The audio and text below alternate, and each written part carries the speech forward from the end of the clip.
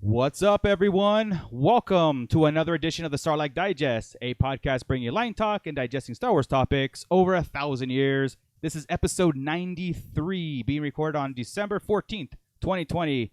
And everybody, welcome in the chat room for a Mando Monday, plus more today, plus a lot more today. So, I'm your host, Darth Moocher. I'm joined here with Scott Solo. Hey, what's up, nerds? Joined here with Dark Dad 77. Hey! Look, I muted myself so I wouldn't mess with you. I wish there was something where I can actually see that mute button, so I can just really be comfortable with the flow instead of really overlooking what you're doing. But anyway, you have to fear it every time. I do. Bootleg Joe's here with us. Hey yo, nice. Hey, I like your angle, Joe. Yeah, that's a good angle on there. Like it's very dynamic. Change there. Very dynamic. There you go, Scott. So is my beauty side. I wouldn't go that far, but it looks good. Ernie, the Fallen Fett, and Mike Stanford cannot make it with us today, so it's going to be the four of us breaking this down. Did you just name Mike? I did. Like, I don't think anybody here has ever heard his last name out loud. That was weird. Fanboy. When we hear this later, I'm like, I had to think, is that his name, really? It is. Yes, it is. Right. Everybody in the chat room that's joining us, thank you so much for coming here and talking Star Wars with us. Scott, you want to call everybody out who's here with us? So far, I know for a fact we've got Santo1414, we've got Mando Mike, we've got Douglas Tupper, we've got the Wrestling Hound, some Scott Solo weirdo, and that's and the fluff that's numbers. all that's made their presence. No, yeah, the fluffer numbers, and then, right? Yeah, the 15 other are fluff. So that's right. Extra accounts that we make, but do you have those? No, those are all organic, original. What are you talking about? I have a bunch for my free audibles and audiobooks, but I never really put them in anything else. I should do that. But yes, we are going to get into the Mandalorian. We're the Believer, episode 15. We are going to get into the slate of stuff that dropped unexpectedly at the investors call, which I thought it was just going to be like, we're losing money here, we're gaining money here, let's move on to 2021 and find out what's going on. But no, Kathleen Kennedy came out and slapped everybody with a big old Star Wars. She slapped her dong on the table. There it is. Yeah, the one that's been fired again last week. Yes, she's still doing it. I don't know, but anyway. Look, she's going out with a bang. I promise you, she's retiring soon. She has to retire soon. Yeah, this is a bang and a half. She just went like, "This is what we're planning. This is what we've been doing. I'm out." Yeah, this is why I don't respond to your dumbasses all the time. Because this is what we've been planning for the last 5 years. No, shut up. Take it all. Exactly. And enjoy it. So Scott and Chris had held a hot topic this weekend, kind of like itemizing or calling out all the slate that was announced, right? You guys went into synopsis and a little deep dive and everything. And today, after the little Mandalorian talk, right now it's kind of taking a back seat. Not purposefully, but we're going to go into a little bit more with some fun facts and some extra commentary on that stuff. We're not going to rehash that, so everybody check out that hot topic episode for a list by list what those shows are and what are they like. Are they series? Is it a movie? Is it one-offs or whatever? Where do we think it's going, and what are they doing with it? Exactly. We theory crafted the hell out of that episode with all the ideas. Oh, so. And it's how absolutely wrong, right? We're wrong on everything but one. I don't know. But I was listening. I was like, I don't know, man. I think we might even have our thumb on the pulse this time. I really do. I really do think we have it. I mean, if we don't, they are missing it because they should have. All right. So before we get into that big chunk of change, let's get into the Mandalorian, the Believer, episode 15 that dropped. This is the Calm Before the Storm episode, right? This next week is the finale. I don't know what it's going to be called. Yeah. I'm not even diving in anywhere. I'm not reading any articles. I'm not reading anything because I want next week's episode to just be like, oh my God, which I'm almost confident that they're going to do that. This was, I guess you can make, well, it's not really a filler, but you can make the case of it. I mean, there's a lot going on in this episode. It's like with so little content, there was a lot going on. Yeah. Of course, the Mandalorian, when we left off, he had to rescue Mayfield, right? And because he had the coordinates, or he can get into the security system of the Imperials to find out where Moff Gideon's ship is. And I, for one, Bill Burr's character was outstanding in this one. I thought his comedy was spot on. I think he ad-libbed most of his his lines, especially the TPS reports. I mean, who puts a TPS report in a Star Wars show? Like, it took me out. Don't get me wrong, because he said it, but it wasn't in a bad way. It wasn't like Sons of Anarchy or something like where it takes you, I'll give him to it. Even Leia flying, something that takes you out for a second, right, in a bad way. No, the TPS report was like, that's hilarious. I came right back. Yeah, I went. Did he just say TPS reports? But he did it so casually and so and nothing was brought to any more attention to it that it was like, okay, is that, like I said, is that him being just Bill Burr, or is that just, it could be, it means something in the Star Wars world. But I thought that was brilliant, honestly. It really was. Because I want to hear more of that. I want to hear somebody say, "I'm not even supposed to be here today." I want to hear that in the background. I'm too old for this. That would have been one of the. That would have been one of the scout troopers punching the baby. I'm not even supposed to be here today. Exactly. So no, I've only seen Office Space once, so I completely missed that reference. You? Oh, yeah. I mean, that is the tagline awesome. For that movie, right? I mean, I would have thought it'd been the stapler. You got my stapler. There's a lot, but the TPS reports, the memes on that is good stuff. Outrageous. That was hilarious. Good. Who'd have thought, right? Because Bill Burr's not really an actor at all, right? And when he came into this, it was kind of like he wasn't a Star Wars fan. It was kind of like it seemed like a gag last year. Yeah. Right. This year it seems like, oh no, he's all in. We're all in with him now. All of a sudden, the range that he went through in this one was from. Okay, so he's on that planet that he's a prisoner tearing apart ATSTs and TIE fighters and old Imperial remnants and scrapyard. For no reason. He even said in there for why. Yeah, exactly. That's the point. And Cara Dune comes and takes him off that job, right? And he's just like, I was just studying that planet, just the old remnants of this old, I don't know if it was old battle or is that where everything goes to die. Reminds me of Fallen Order, right? So at the beginning, you're the character in that Imperial scrapyard. So, now, did you notice that her Marshall star was on her belt, not on her shoulder? Yeah. Yes. I'm like, come on, stupid Pop. I know the Pop got it wrong, right? Yeah. I knew she'd have it. No, it just means you'll get another Pop eventually. You're so right. I hate that. The chase is the upper chest. Yeah. That's what's going to kill me. By the way, these 10 damn announcements. Right. Many more shelves. This is gonna kill all of us, dude. Yeah. Wow. I had I already bought more shelves from IKEA. So yeah. Sorry. Back That's okay. I did it already. So of course now the Mandalorian is getting his group together, right? They get Mayfield to go. When he goes up to Slave One, right, and he sees Boba Fett come off of Slave One and everything, and he takes a step back. He's like, "Oh, thank God, I thought you were somebody else." And then the Mando comes up and he basically tell him the plan. I got to get you.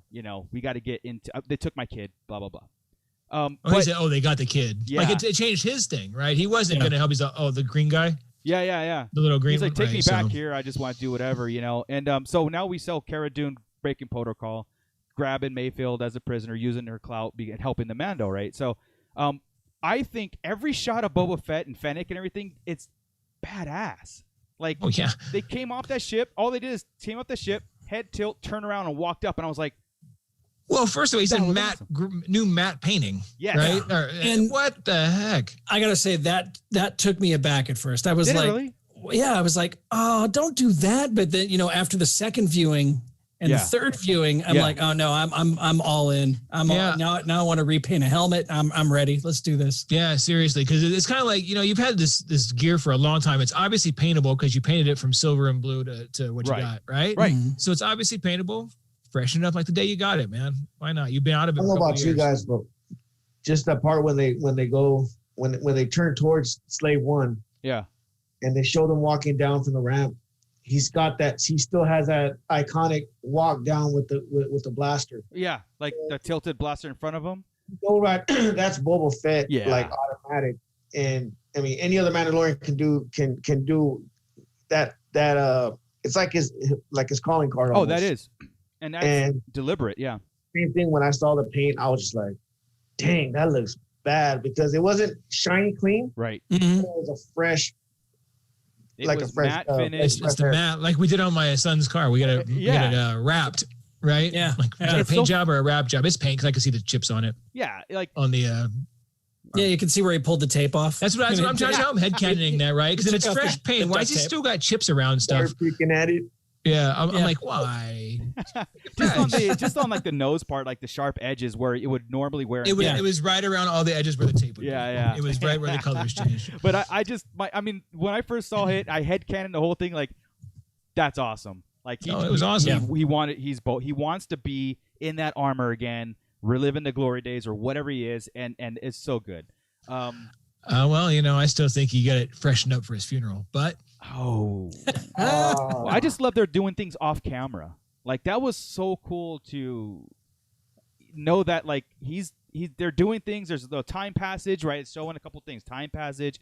They're doing things off camera. Next episode, he can have a gold armor, arm instead of the red. Or the we won't recognize him. Exactly. And he even painted his logos. Did you see that? He redid his logos. Yeah. Yes, I did. So. Of course. Yeah. I can sit there seeing him just really like Fennec, stop hitting me. I guess it takes time to get across the galaxy, right? Like nothing to do but sit there and paint. Yeah. That's in your gyro ball inside your ship. Maybe it's a decal, and he's got a bunch of them in the Slave One, like his rocket. So he just grabs grabs it and slaps it on. Puts them in water and then puts the water decals. Hey, you know what? Real fast, since we were just on his outfit and then no dent, right? Didn't fix the dent, which is fine because I think it's like a badge. Mm-hmm. Do we know that Boba Fett's armor? They know they say a guy in Beskar. Do you think his armor is Beskar? Well. We had this discussion in our chat, right? Like, if is it the plastisteel, if a freaking orbital bombardment cannot destroy Beskar, not even put a scratch on it, we know laser fire can't do it. Mm-hmm. How did Boba Fett really get that dent? Then is his armor Beskar? Maybe it's like a blend. Yeah, a blend, or is it something else that it's like before Beskar became a Durasteel. Durasteel. Durasteel. Mm-hmm. Well, it's not because I know whatever it is that the stormtroopers have, it's like that plastic. Yeah. What do they call it? Duraplast And Durasteel. Right. Those are the two. Right. Now, and so if they're using the steel. Other Beskar, I don't know. But it would have been I know it's not canon, it's deleted, but that was a Cad Bane shot. Right. Did that. And any shot wouldn't dent it. So I'm not thinking it's Beskar number one. Right. For that reson, he didn't fix it because somebody's like, oh, you can't dent it out. It's Beskar. Well, how did it get dented in? Right. Yeah. Going back to that one episode,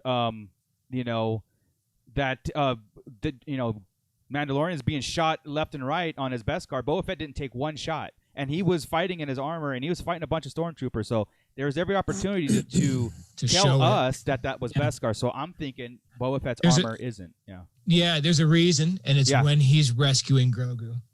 Right. So in his jetpack, and a blaster goes right through his chest plate, and he lands, and he hands him over, and he dies. And Stop it. As he's handing him to Rex. Yeah. So he can stay on the show. So he can stay on the show. Oh, that's funny. Or so y'all come on and Fett can die, but I'm still Rex. We talked about this like a while ago when we first saw Slave One. Like, how does it function inside? Well, we got a chance to see how it functions inside on this episode too. Like I said, little bit of content that we got in this episode, we could break down every aspect of it. It's a gyro inside, which is the smartest thing ever. It was the coolest thing I've seen, like as far as technology wise. Yeah, it's massive inside there too. I'm like, okay, they walk up the ramp. You see where like the ship is this much ramp, right, and this much cockpit. Yeah, and it's like the Harry Potter tent when they go in, and it's like everything's decorated. And they've got rooms and rooms and rooms. But it was a teepee. Right. And it's ginormous. It's dumb. Awesome. It's like 4 stories. Yeah. So there's windows everywhere. I dug it. I think it's just the cockpit window because it's really super long. Maybe you just see a part of it. I don't know, man. Yeah, they do a really good job of showing you just enough to be curious about the cargo and everything else, right? If you showed too much, you'd probably start scientifically breaking it down like we do. And oh no, that couldn't work here. If you just show me a little bit, then. But then in episode 2, that when Boba got in it, he was like basically he had to like lay down to get inside of his. That's the cockpit, but we're talking about like still though. Yeah, you're right where the window is. It's still. Mm-hmm. Yeah, it's really odd with the windows. It's funny. Yeah, it's funny. But then on Mandalorian, didn't they just like normally sit down and then as the ship went up, it like turned to where they were facing out the window? Yeah. See, did we? Yeah. What's that? We didn't really see how they got into the seed. Yeah, we just saw there. Yeah. It looked saw like the main hub of the ship is a big gyrosphere. So it's like that's all we again and either way, to get our curiosity going, right? That's about that it. So you know what sucks is this episode, it must have been on purpose because I did lose it a little bit with all the news. I've only watched it a few times, and I've watched the other ones a lot more. Yes. So I was thinking the same thing. Took a backseat a bit. Yeah, absolutely. We're gonna announce all this stuff. Let's play this episode before that, so it's not. Right. So it doesn't take away from Which sucks. I don't think it should. Hey, and I know I screw you up, Marco. I know you got a flow here. No, it's okay. But I can never say his name. Fuma. Oh, Ryan Fama. Yeah. Ryan. Famakui. Okay. Ryan. He has 2 of my 3 least favorite episodes. Really? Okay. This one is not a favorite. It's a good episode. Of this season, it's my least favorite. Obviously, it's just been a jamming episode or season. Right, and last season, The Prisoner was my least favorite. Well, as far as content, or like I said, he gets episode 7, so I think he gets the calm before the storm each time, and it's hardly any dialogue in the last one. Right, The Prisoner didn't have much. Oh no, it wasn't that. It was the other one he had was the child. The child, right, and that was very little dialogue in that entire episode, almost any. Right, and then he has the 2 slower ones before, so I don't know if it's like. I know I'm talking out of my butt right here. Right? No, it feels like they're giving him ones with either no dialogue or the calm ones, and I'm not getting a chance to see what he can really do. Give him an action-packed one because right now, honestly, got 1 with no dialogue and 2 that are my least favorite. Right, I'm not looking forward to any more. There was a lot of action in this one, though. There was action. And I saw and cool stuff, but do I give that to him or do I give that to Filoni? Well, that's Filoni's deal. The I just visual, feel like, what we saw, the directing style about, like I said, Boba, coming down the ramp and them turning up, and there's the other one with the pirates are coming. And they get revealed when you pan off of the Mandalorian's arm, and you reveal like 3 more ships. All that stuff, like his directing style in this one, was very like smart and cool. You know what I mean? Like it was very action oriented, but it was also like, oh my god, that's cool. That's cool how they revealed that. I thought the directing style was great. Again, the writing is different from the directing, right? So it's the visuals on this one. Yeah, that's the hard part. That's the hard part. So I'm like not sure who to praise on everything and who to say, okay, well, what I'm trying to get at is I think they gave him the raw end on the episodes he got. Yeah, on this season. I think both, because I think doing the 7th episode and 2 8-episode seasons. Yeah. If you're gonna stay with this formula and do the calmer ones before the big one, that's what I'm saying. Stop giving it to this dude, man. Give him one of the bigger ones. The calm before the storm. Yeah, exactly. You're right. Like maybe. They should. Yeah, you're right. The child was a big episode. It was, and it was a good episode. Yeah. But if you watch it again, and I did the other day, there's hardly any talking in it. It really is a quiet episode. Right.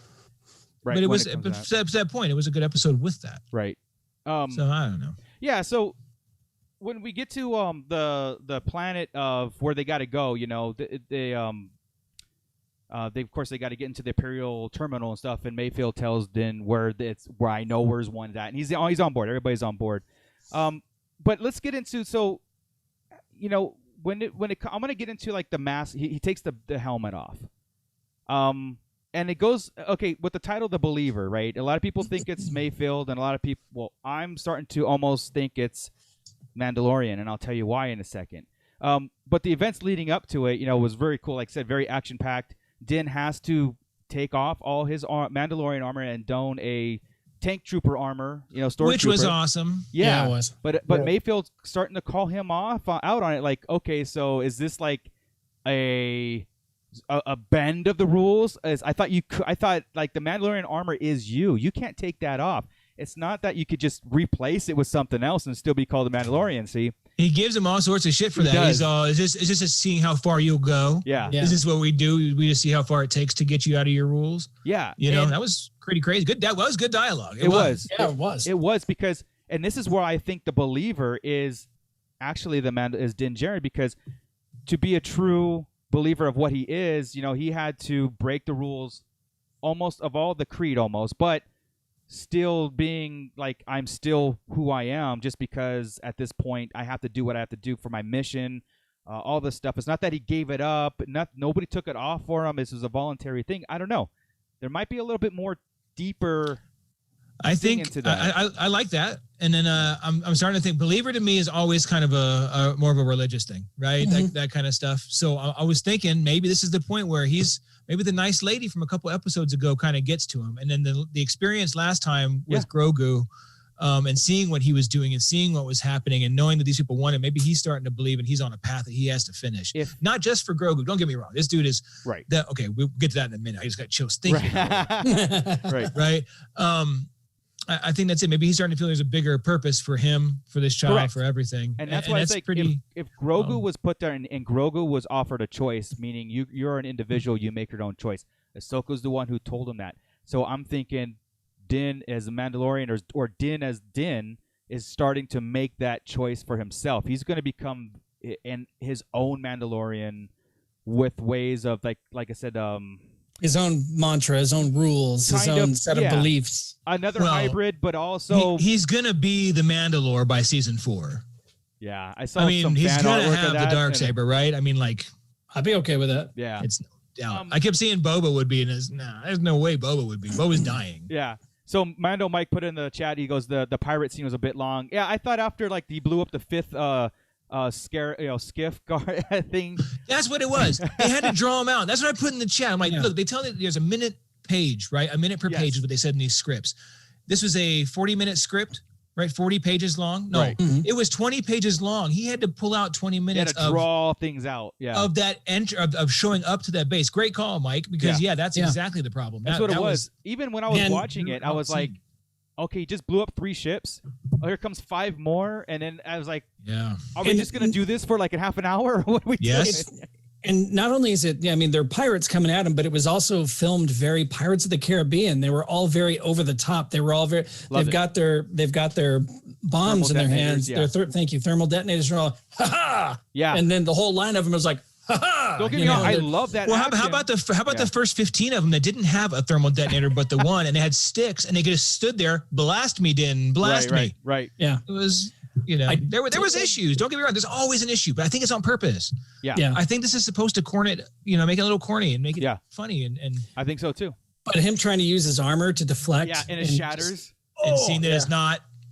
Yeah. Star. You biting, Joey? Shoot in. Throw in. I mentioned that in the chat that it basically exposed him for what not he was weak, but it exposed that he relies on his armor a lot. Of course. Yeah. They said that in that Jawa episode from season 1. Weapons are his religion. Yeah. And his armor is a weapon. I mean, it hasn't always been. It only just became Beskar. Right. He wasn't Beskar last season in the beginning. Right. What I loved about this episode is it straight up showed his vulnerabilities. Yeah. Mm-hmm. Another time where he was. Remember that? Okay. At the end of this, I'm sorry, Joey, to cut you off, but I just want to piggyback what you're just saying right there. At the end, we've seen this 3 times in the entire 2 seasons already. He gets up and he puts his fists up like he's seen 3 more skiffs coming after him. Before the TIE fighters save him in this episode, he's willing to go down with the ship again. Yeah, again. And if he did that, the child's lost forever again. So again, we see, like Joey said, the vulnerability of the Mandalorian almost dying before Beskar. Now with the Stormtrooper, all that stuff, it's very honorable that what he's doing, but it's also, I'm thinking, like, kind of stupid if you're going to sacrifice yourself over this, because there's other ways in. You don't have to take that tractor. You know what I mean? You could get Mayfield out and ditch the truck and go somewhere else because you're the key to get Grogu back. Not anybody. Nobody else is going to do that. Nobody else is going to care. Nobody. Yeah. And so for this to work, he has to stay alive, and there's no sense of that with him. And maybe he has to learn that too. Maybe that's part of the believer part of it. I don't know. I think a lot of this whole season has been really good, and I don't think it's been action packed. But I don't think everybody's realizing. Maybe they are. How much Din is growing this season specifically, yes, and failing and falling and coming back and learning things. That's actually why Fett's here. He's not dying this season. He'll die about 5 more episodes. Right. But he's going to teach him all this stuff, right? He's going to teach him his experience. He's going to be the new mentor figure for him. Yeah. And that's what's going to happen. Because here's the deal. Din can't raise Grogu. He just said this whole episode. He said, or in the last one, you're too powerful. This and that. I can't do it. He's really scared about all this. Yeah. He's never been a father. He doesn't have a father. Now he's got a character who did have a father and a role model that he's looked up to and loved. Right. And wanted to avenge, and even brought up that episode, the last episode he was in, or the first episode he was in. Right. All this stuff. We have a father, son, and grandfather relationship going right now that's going to go for about 4 or 5 episodes before he bites it. Yeah. Well, in a Sarlacc again. Yeah, it's again, if it's another life lesson that carries over to another Sarlacc. Yeah. That carries over, that makes Din stronger, then and again, make Boba Fett's death have a purpose. Right. Let him teach. Then I think a lot of us will, the future Mandalore, be the future Mandalore's mentor. Yeah. Teach him how to raise this little Mandalorian who's basically by creed a Mandalorian at this point. Yeah, it only worked, Chris, if Boba Fett had exhausted basically his role in Star Wars. You know what I mean? He can't have a bunch of going for him and then make the sacrifice, because then all the fandom would be like, we just got him back. And do you do that? No, this is the end of his career. I believe that. He's older than us. Yeah. So it's like, okay, he's done. Let's go the time before return. I like to see somebody right off to the sunset, though, and not just die. So, I'd like to see him fulfill this thing and then sunset. Who? Nobody does that. Ray and BB-8. Ray's the only one. Yeah, but she's too young to ride off in this Lando. Wait till episode 10 comes out. Yeah. No, I mean, I would like to see that, like, a real retirement. Yeah, so, I get you.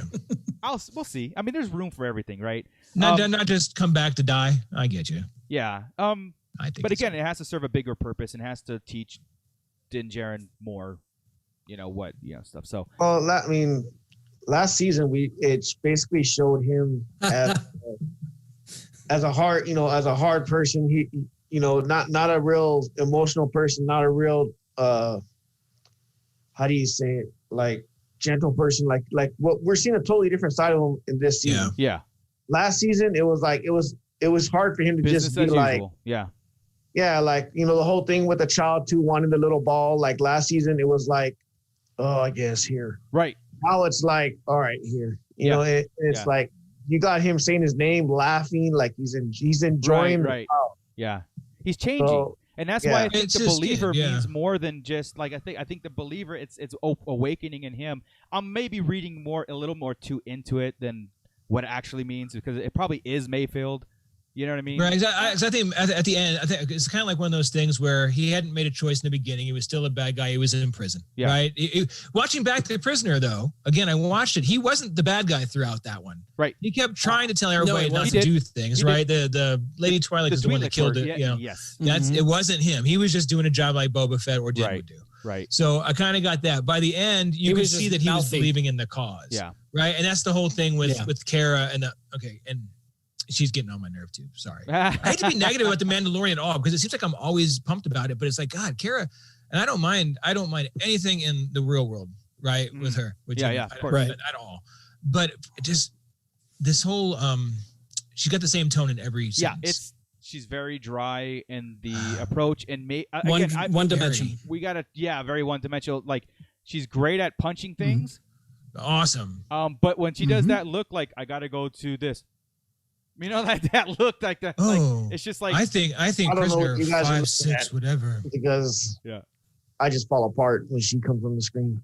Well, but I mean, like, again, she's the muscle of the group. Like, and that's fine, but she, like I said, she's the muscle, and she tries to speak so wistfully all the time and low, and I'm like, this girl, right? Talk.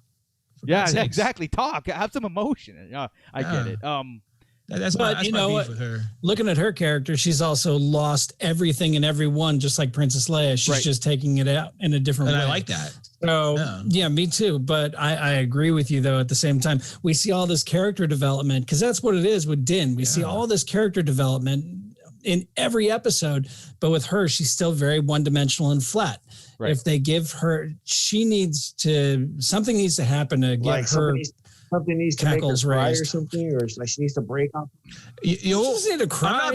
I'm not against that. I think a good cry and an emotional scene would be great for her if she can pull it off. I don't know yet, because again, I don't know who. I just don't know. We haven't really seen it. I want to see it. By the way, Ernie is pissed at you, Chris, for killing off Boba. I know. Hey, it's going to happen, Ernie. Sorry. He just checked in and he said, this is what he comes into. No, you're wrong, Chris. Sorry. Hey, he's going to be the mentor to the future Mandalore. That's cool. That'd be, yeah. Then he'll explain the mythosaur. He'll explain it all. Maybe he'll adopt Boba Fett's creed. Cool stuff. You know what I mean? Maybe he'll adopt his way of life and stuff. So, then he'll put it right next to his Sidney together. Exactly. Then my tattoo can make sense better, and it'll be great. But Djarin Fett. To get back to the episode again about the whole armor thing, right? It gets to the point in the show that he has to take off his helmet because Mayfield's too scared to go use the terminal because he's going to be recognized by one of my favorite actors, by the way. Not because of Game of Thrones, because of anyway. I'll get to that later. That's such a tangent I was going to go into. But anyway.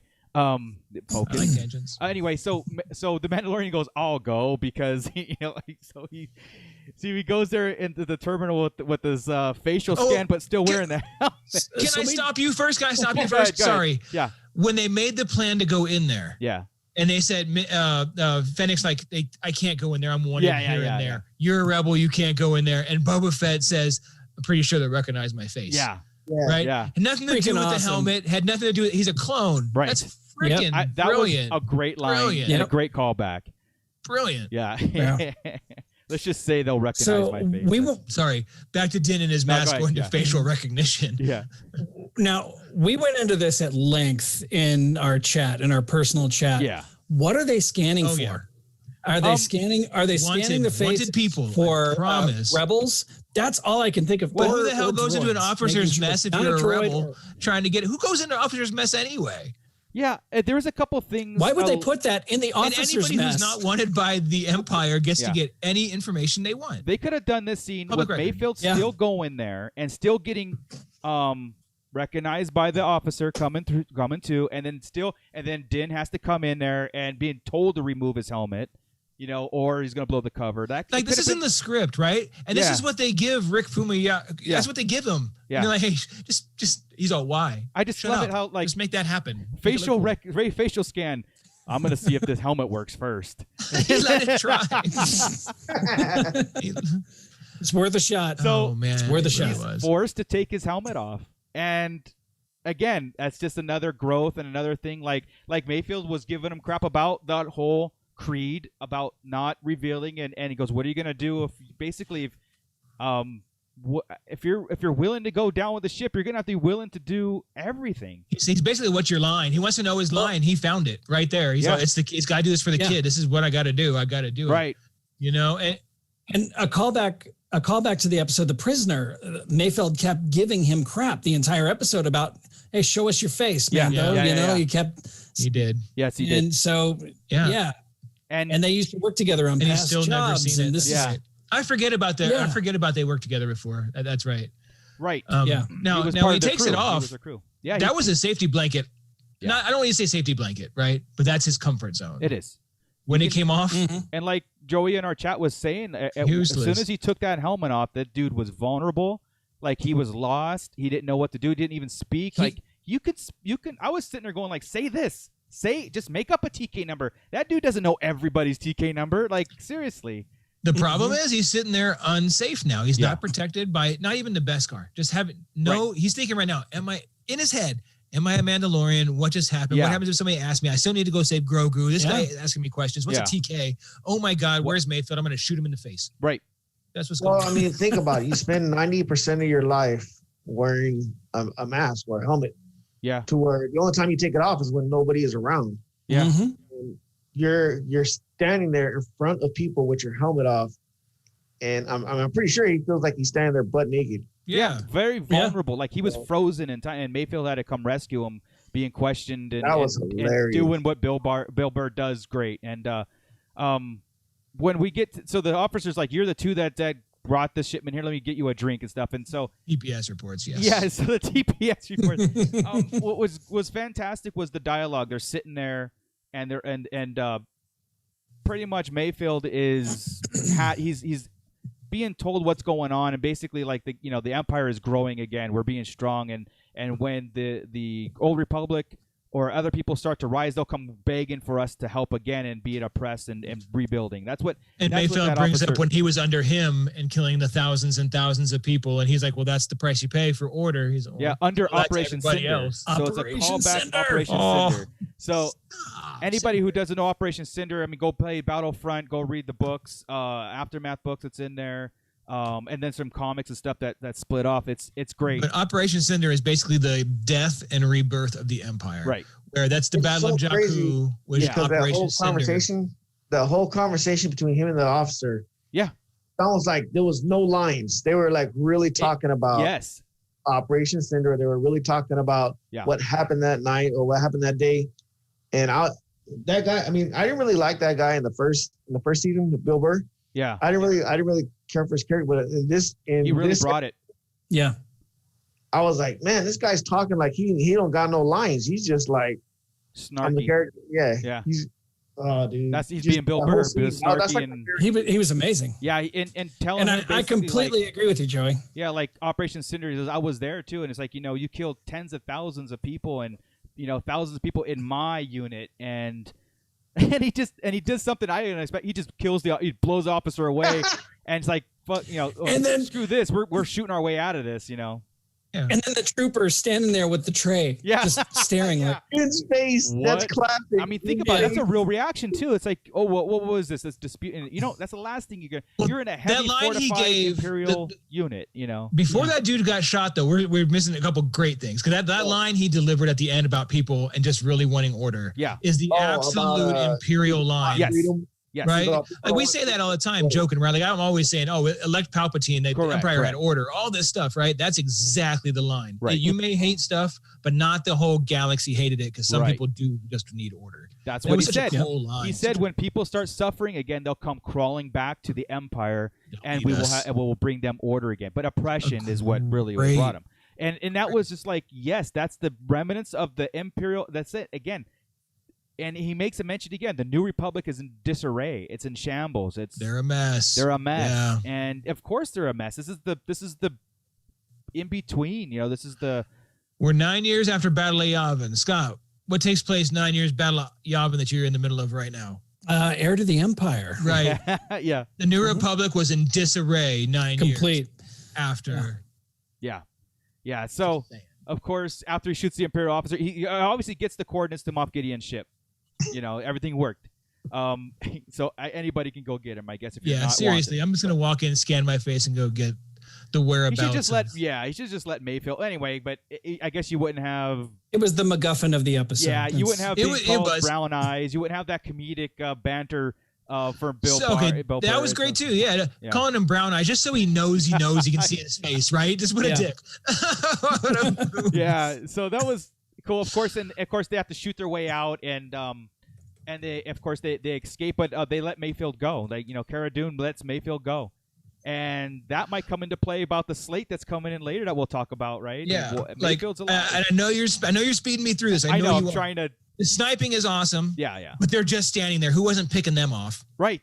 I mean, you got to have a sharpshooter. Right. Yeah. They're just literally standing there bullshitting and shooting people off the edges. And also the seismic charge from Slave One. Okay. Oh yeah. When they escape, when we get the seismic charge, oh my God. Yeah.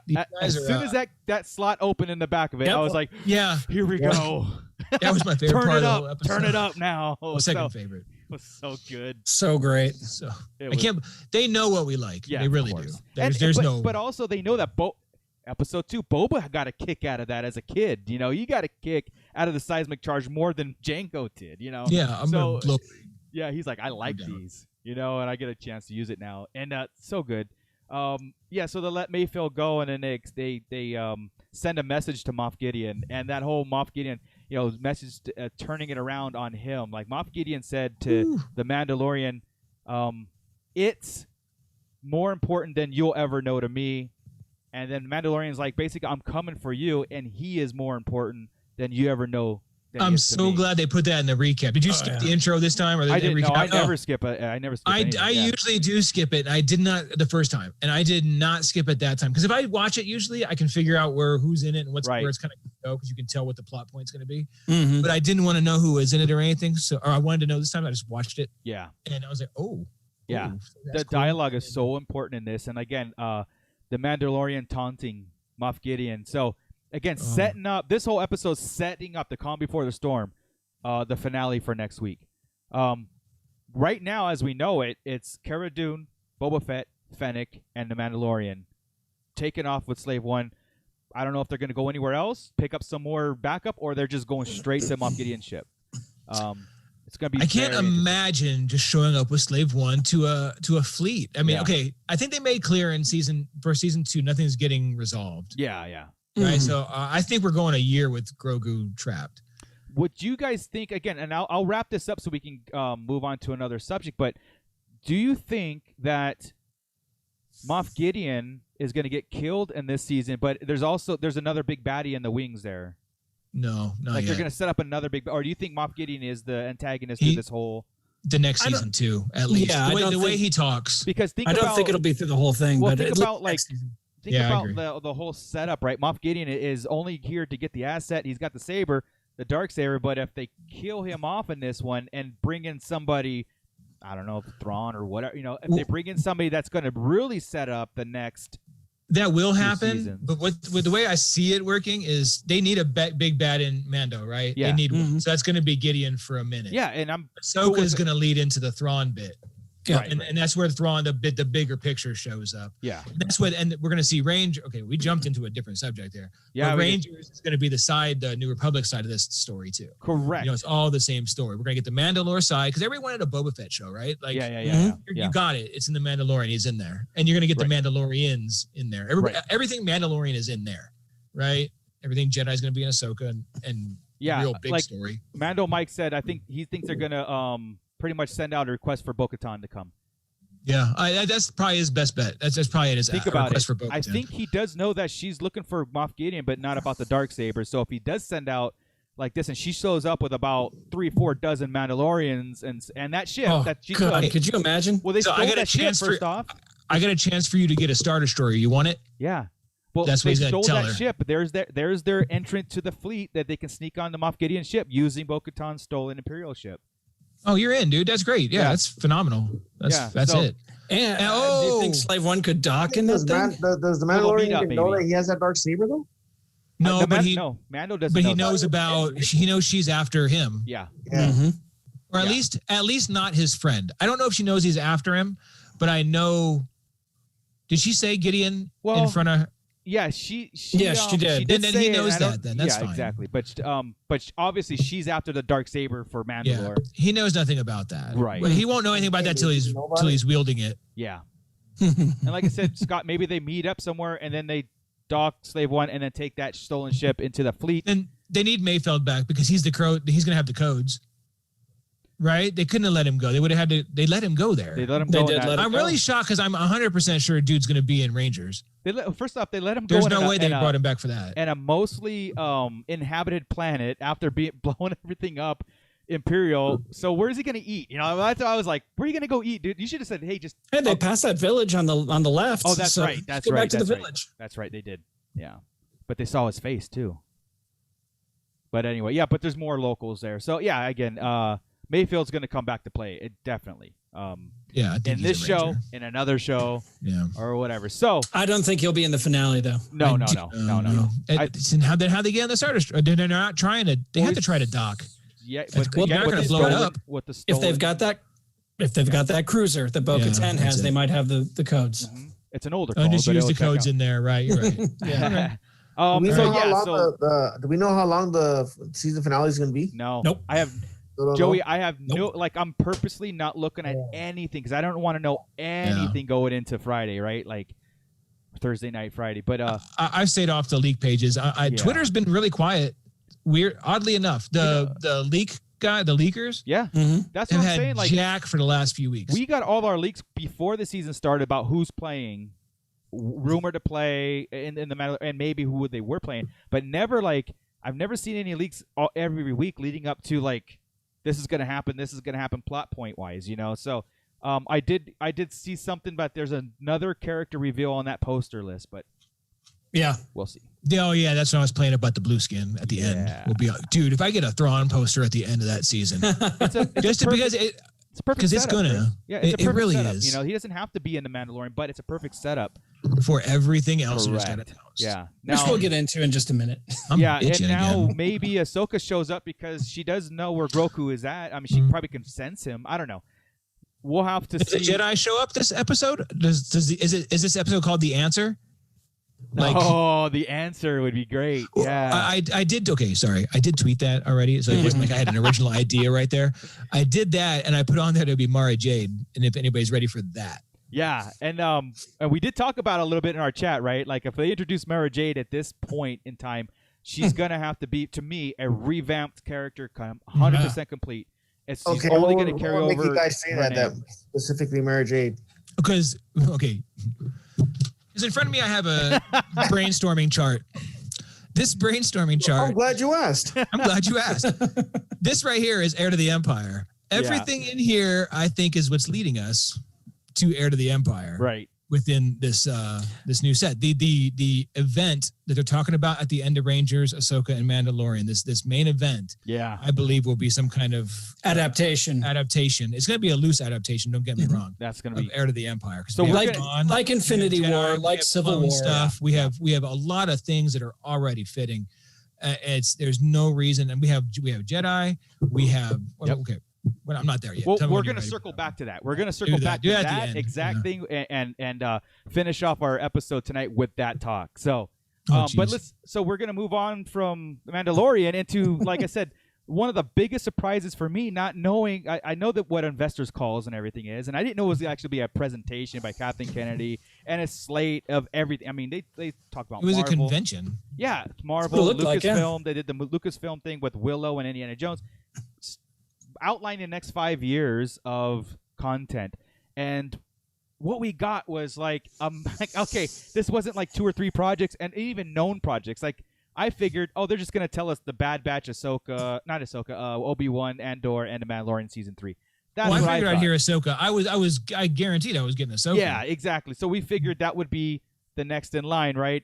We've been hearing all kinds of, like, even on StarWars.com. This person's working on this. This person's working on that, but no titles, nothing like that, not even time frames. So now we've got a really clear picture of what the next 5 years of Star Wars content on Disney Plus and theatrical release is laid out for us. And my reaction, like I said, if everybody wants a detailed breakdown on our, you can go to our website. We have a detailed list of all the shows. Plus, go see Hot Topic, our latest one we dropped, or Chris dropped.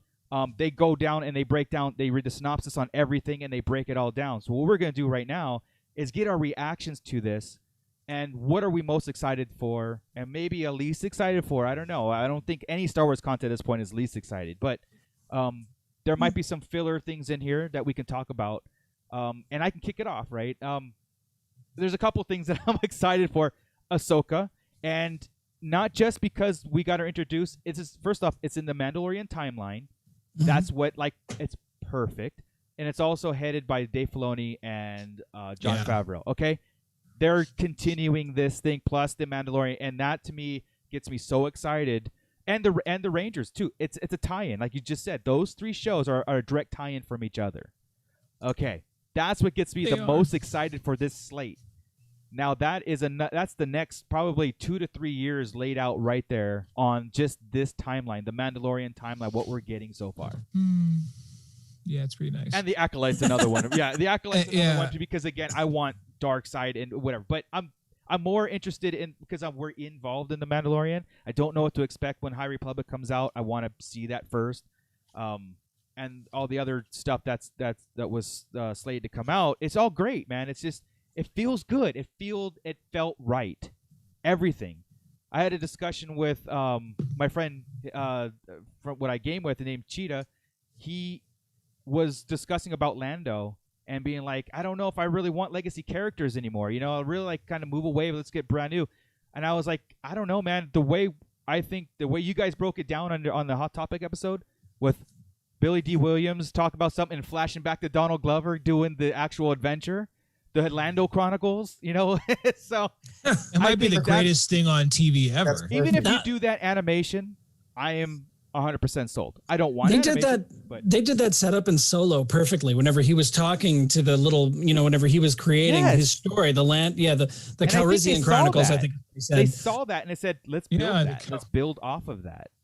But I love that, Scott. You're right, because you made it the Calrissian Chronicles, and they should call it that. Well, it's not. It's Lando. They should, yeah. Right. Yeah. But, I mean, it's the perfect setup for it. So, and could you imagine now if they were able to get live action? And Chris and I broke it down, too. I mean, if you can get a live action Billy D. Williams and, Donald Glover doing his thing, but then across the sabacc table, there's just a cameo of Han Solo before, The Force Awakens. Yeah. Real fast, Mando Mike made a great point, and I did think about this, too, when I saw the slate. He was saying basically the TV execs and stuff have the final say, so not everything might get to 100% fruition. I'm hoping that it does. They might drop some projects, they might add some projects, they might change the slate a little. But what has my confidence is this is a short time gap. Yeah, you know what I mean. Half the stuff, I would say. 40% I'll tell you, the Mandalorian stuff is not going to go anywhere. This event is going to happen. Yeah. Those 3 are set in stone. And that's all being filmed now. So yeah. Obi-Wan's set in stone. I'd say the Jenkins film is pretty set in stone. Yes, that's. And Acolyte has to, from what we're gathering, what we talked about on the show was Acolyte's ending High Republic. Yes. Yeah. Right? That seems to be the deal. And that's amazing. That can't go. Yeah. That's amazing, and they're just going to have to do a good job about the High Republic, bringing that into the public and bringing that into our faces. It makes so much sense for that show to work the way they do right now. Yeah, they're pimping it hard. They're giving a lot of free stuff out. They're giving you can go read pages and comics and all sorts of stuff for free to get ready for this July 4th event that they're having. January 4th. Right. They're going to go live and do a big reveal, and throughout that month and into July, we got a lot of High Republic stuff. So I mean, that's their major obstacle, though. That's their major obstacle is trying to get the, as Chris calls them, the Muggles out there. Fuggles. He calls them Muggles. I call them Fuggles. There we go. Non-Force folks.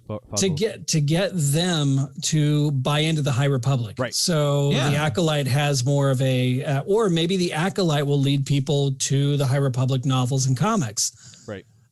Who knows? But that's their major obstacle. You're right. This High Republic may not hit until the Acolyte hits, huh? Right. Well, like you get the order for Acolyte to work. Everybody's going to have to Well, again, we don't know what's happening, but I'm just saying out loud. You're going to have some sort of understanding of what the High Republic is. If this is the tail end of it, and it's directly tied into, and that's according to the synopsis, it's tied into this. So. And it's the final days of the days of the High Republic. So it's not like you're going to go like the Acolyte and then something else. Right. Exactly. Joey, what are you most excited for on this slate? Like, what really grabbed you, or maybe not grabbed you? Automatically, Obi-Wan Kenobi. Yeah. And honestly, it's because of the recent announcement of Hayden Christensen playing Darth Vader. Yeah. Just knowing Vader. I mean, even if Hayden Christensen wasn't even announced for it, just the fact that Vader is going to be in Obi-Wan Kenobi. We got a time frame on this too. We got 10 years after Revenge of the Sith. We're midway. Yeah, and that puts a direct spotlight. Luke is 10 years old. Obi-Wan's been seen, but Hayden Christensen being announced as Vader elevated this series. I was already on. I mean, that already got me excited, but I guess when somebody. I don't know if somebody quoted it or said it, but they said that they were supposed to fight again. Or something. McGregor said, "I get one more swing at him." And then Kennedy said it would be Kennedy said it would be the greatest rematch, and then Obi-Wan said, or McGregor. There's so many possibilities for that statement alone. Yeah, I mean, remember when, like I said, you go back to the New Hope dialogue, and it's like, "At last we meet again." Last time we saw, we met. I was but the learner. Now I am the master. And you guys broke it down really good too. It's all, it could be. We just need one scene where he says one smart ass thing to him, right? Yeah. And all Obi-Wan has to say is "Still the learner, I see." Still the learner, I see. And then leave him. And then when they come back in A New Hope, then Vader's like, "Yeah, F you, punk. You're on my house now." Yeah, I made one kind of. But like I said in the.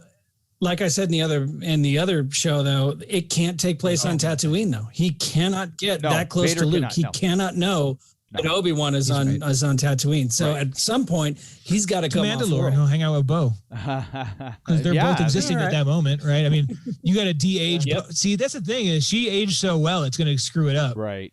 because how young can you make her look? Well, I mean, is there a way he can go on Tatooine and have no idea that Luke is there? Because at this point, Luke doesn't have the Force around him. Would Vader go to Tatooine of all places? No. Not until the comics.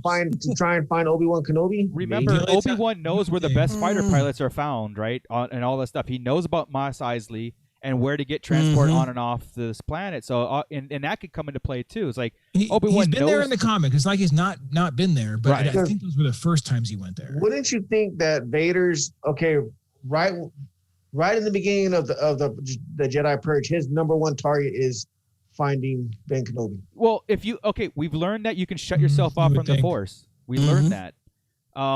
And then the whole thing about I haven't gone by that name in a long time. Ben could have shut himself off on Tatooine, knowing that Anakin came from Tatooine.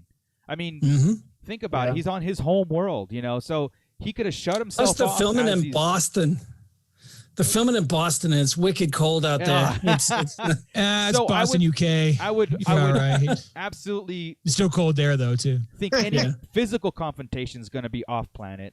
Mental confrontation, like the head game stuff, could be really prominent in this. The flashbacks could be, because I made a comment in our chat and stuff. I go, if Hayden Christensen is just in the suit, that's a waste. Like anybody can. I mean, not anybody, but I mean, like, it's just not a thing. We want Hayden Christensen as Vader, even if it's scarred up, and even if it's half-masked, even if it's something, it has to be more important than just a guy in a suit, because it doesn't. They could get anybody. Yeah, man. Like really, and Hayden Christensen is not a David Prowse. Okay, so go ahead. Oh, so I'll do it. Yeah, Chris can absolutely do it. I didn't want to talk. I wouldn't raise my hand to talk, dude. I just cut you off. Yeah, you know what I'm saying? It's like having putting Tom Cruise in a movie and just putting him in a full suit. Well, I would love that because I don't like, whatever. Don't talk, don't even look. But the other thing that got me excited was that show Visions, because I love the anime. Yeah, and just that style of animation. Remember The Matrix? After the movies came out, they had a animation style called the Animatrix. Yeah, which gives you in-depth side missions and more of a deep dive and stuff. That's what the first thing that popped in my head was the best Japanese animators doing the Visions, and the first thing that popped in my head was that DVD from back in the 90s with the the 2000s with the Animatrix, doing exactly that, which will have things that we've heard of. It could be the Bothan spies. Who knows anything? It could be at the first Dark Lord. I don't know, whatever. But there's supposed to be. It's a side story, like the certain points of view are. Yeah, right. Yeah. Just as a side story, and it gives you just enough to. Because they're short stories, right? They're like right. Well, we don't know how long. We don't know if it's 6-minute short story or a 30, 45-minute short story. They're short, Right. Exactly. Because what were those shorts called that they just did right now? Galaxy of Adventures. Those are some of the most amazing things I've ever seen. Yeah, that's what we were saying too. It's like, if you want to do a whole, I would be okay with a remake of the feature films in that style, if that's what they're doing, just to try to bring kids in, because honestly, it is hard to get kids into the original trilogy. I think. But Japanese animation might be a little bit too adult. I'm thinking like I said, Neon Flux and Animatrix kind of style. I'm thinking that. You're thinking more hardcore than the Galaxy of Adventures or the TIE Fighter one Scott brought up in Hoth, right?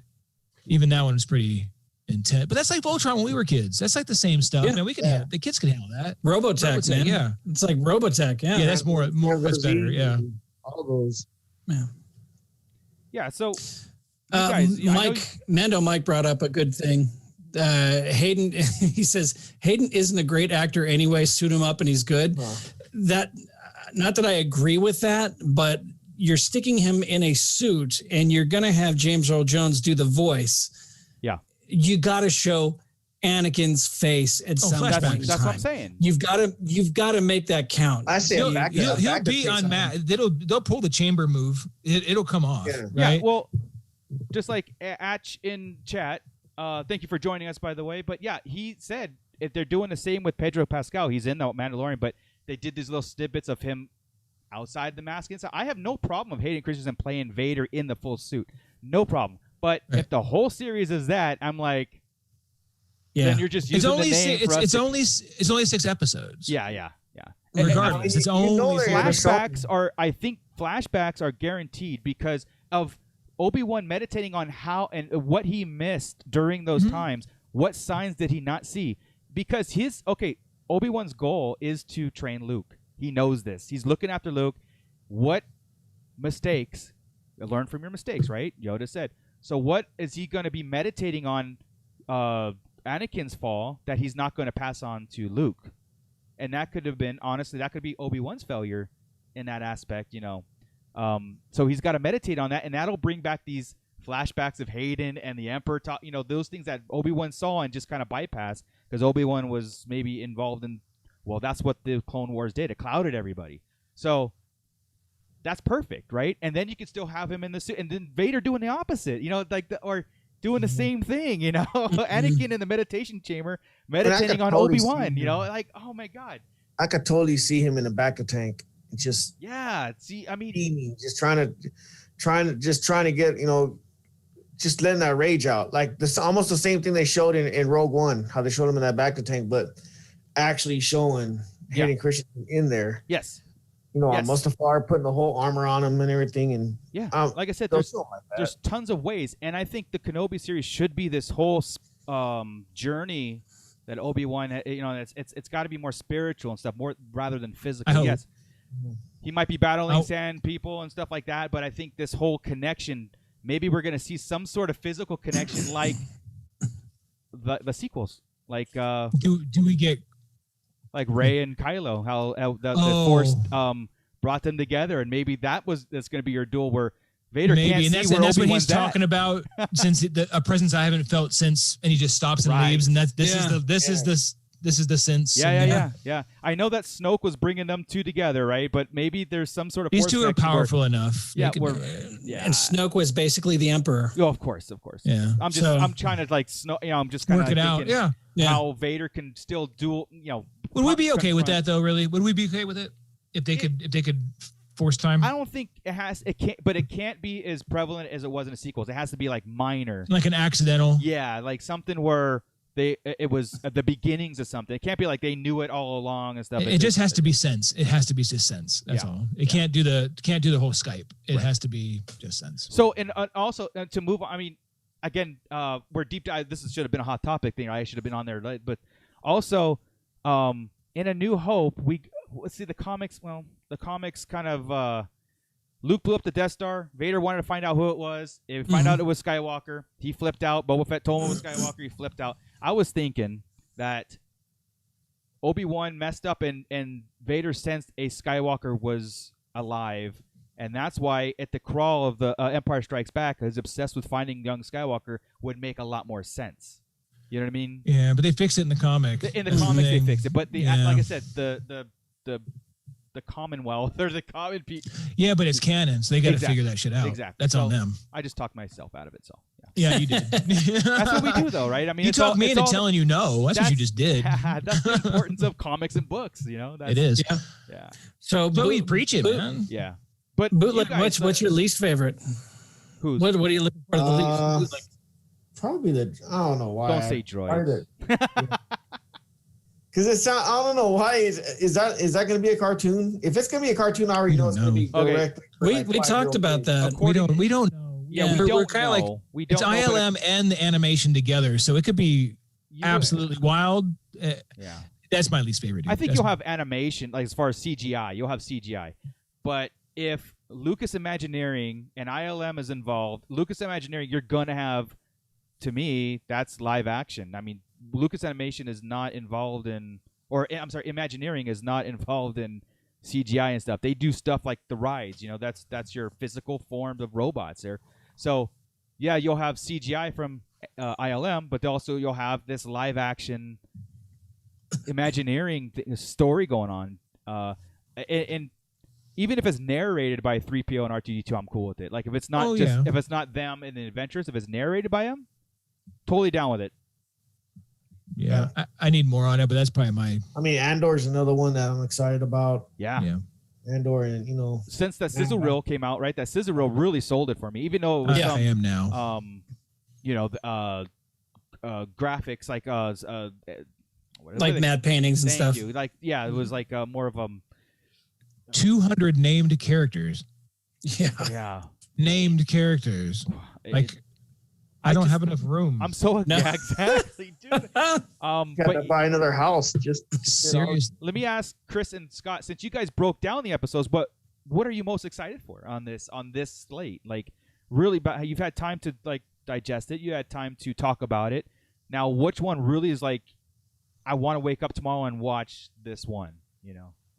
You want to take it, Chris? You go first. Go ahead. Okay. For me, it is my number one. The top is Ahsoka. Yeah. I think just because the snowball's rolling. Exactly. Bless you. Excuse me. Oh, is that why you wanted me to go first? You had a sneeze on deck. I didn't know. I'm like, that was odd. It was. No, yeah, Ahsoka and God, what else? Just everything looks so good, and the prospect of what this grand plan seems to be, and the idea behind that Chris and I will talk about, especially Chris, in just a moment. But one of them that really sticks out to me, and it sticks out to me because of the comics and the books that I used to read, is Rogue Squadron. Yeah. And the promise of what that might be. Okay. That's got me kind of excited too. And we just found out today that she's from our town. She's from Victorville. Patty Jenkins. Who knew? Look it up. Born in Victorville, California. Born in Victorville. 1971. Or you walk right by her in Winco or somewhere. No, she been here since she's been gone since kindergarten, but she's from here. But that's amazing. Like, I mean, come on. Yeah. We don't get enough credit where we live. You know, we're not on a lot of radars and stuff like that. We're in between Las Vegas and LA. I mean, that's it. That's our claim to fame. And in the Star Wars world, to have something that close to home, even just being born here is amazing for us. Like, we're like, we're not even that central. We're between Barstow and Los Angeles. We're really in the ass end. Before Barstow. You know what's funny? Everybody knows Barstow before they know Victorville. But anyway, is that weird? That is weird. It's because of Del Taco. Yeah. We're fast on Rogue Squadron. Now, immediately everybody goes to Wedge, right?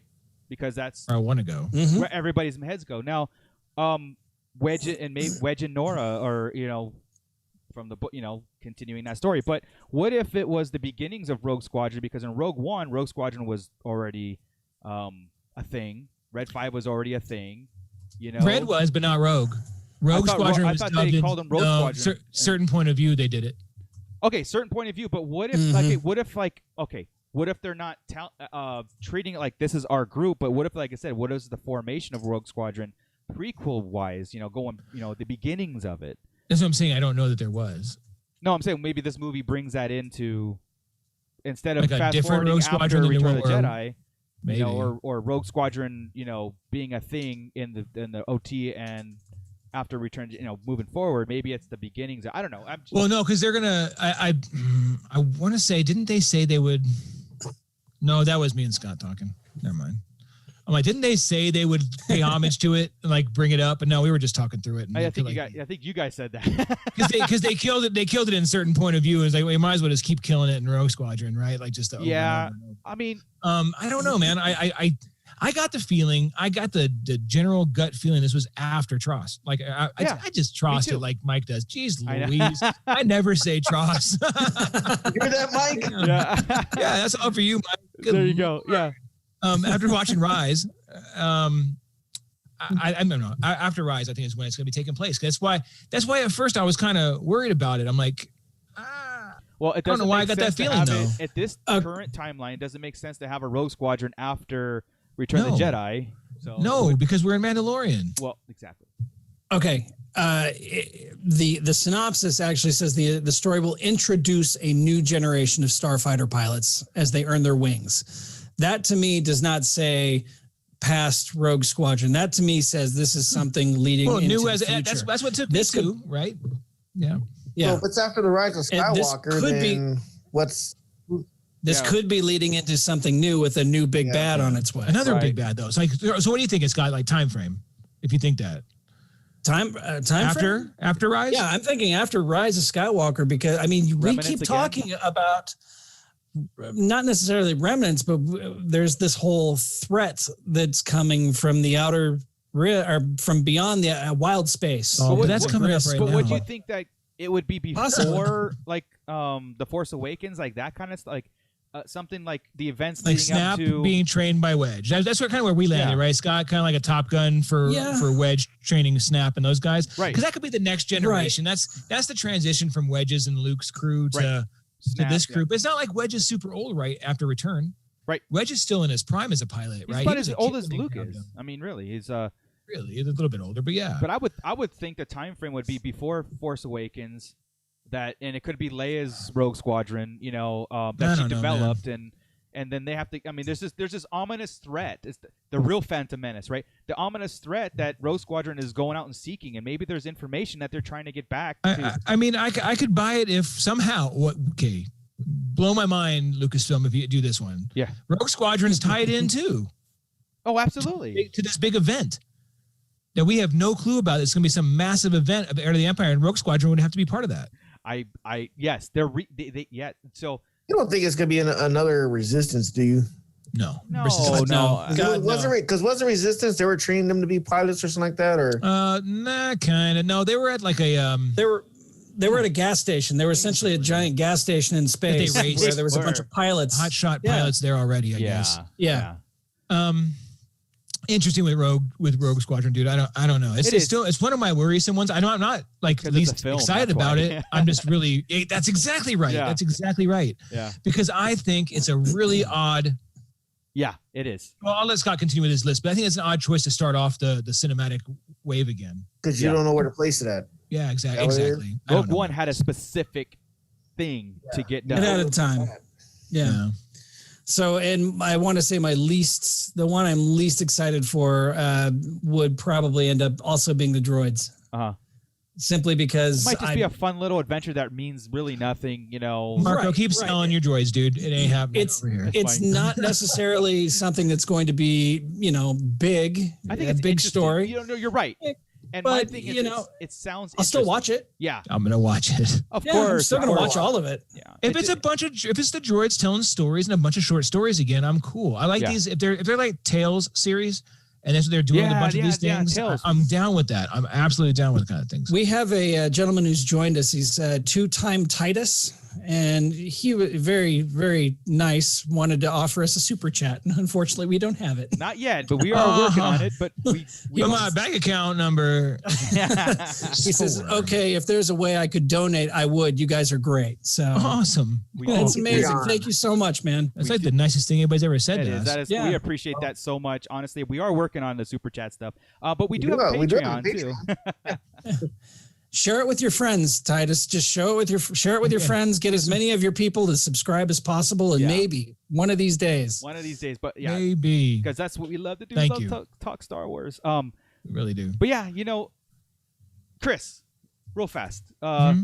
Most excited for? Same as yours, dude. Same as yours. Acolyte and Acolyte, Ahsoka, and Mandalorian 3 and 4. Yeah. Now Rangers.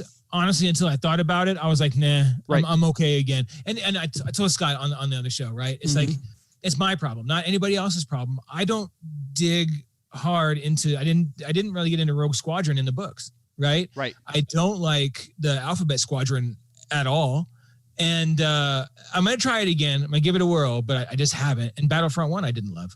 Right. The first one. So it's like, maybe it's just me and the non-Jedi, non-mystical, non-Mandalorian stuff. It is a different side. Human faces in helmets. I don't like it. I want masks. I want bad guys. I want lightsabers. I want all that. Well, this is the rebellion side of it. Rogue Squadron is the direct rebellion side of it. The act of fighter pilot stuff. So. And for a certain point of view, Empire made me realize yet again I hate the rebellion. It doesn't matter. I don't like the good guys. Yeah, you're right. They're jerks. They hosed up the Wampa. They hosed up the Tauntauns. They're really just wreck everything. Yeah. They're a complete mess. And if anything, I like the Empire more because their stories were better. Well.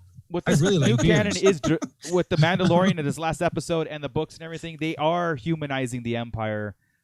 Maybe, in my opinion, a little too much. Yeah, but they're nasty though. That's what's awesome. They're like humans, but they're nasty. Some of them are sometimes. Yeah, some of them are like. I mean, we saw in the Believer, right? Veers would never be like a good guy. He was just. Oh, he wasn't a bad guy. He was subservient. He was obedient.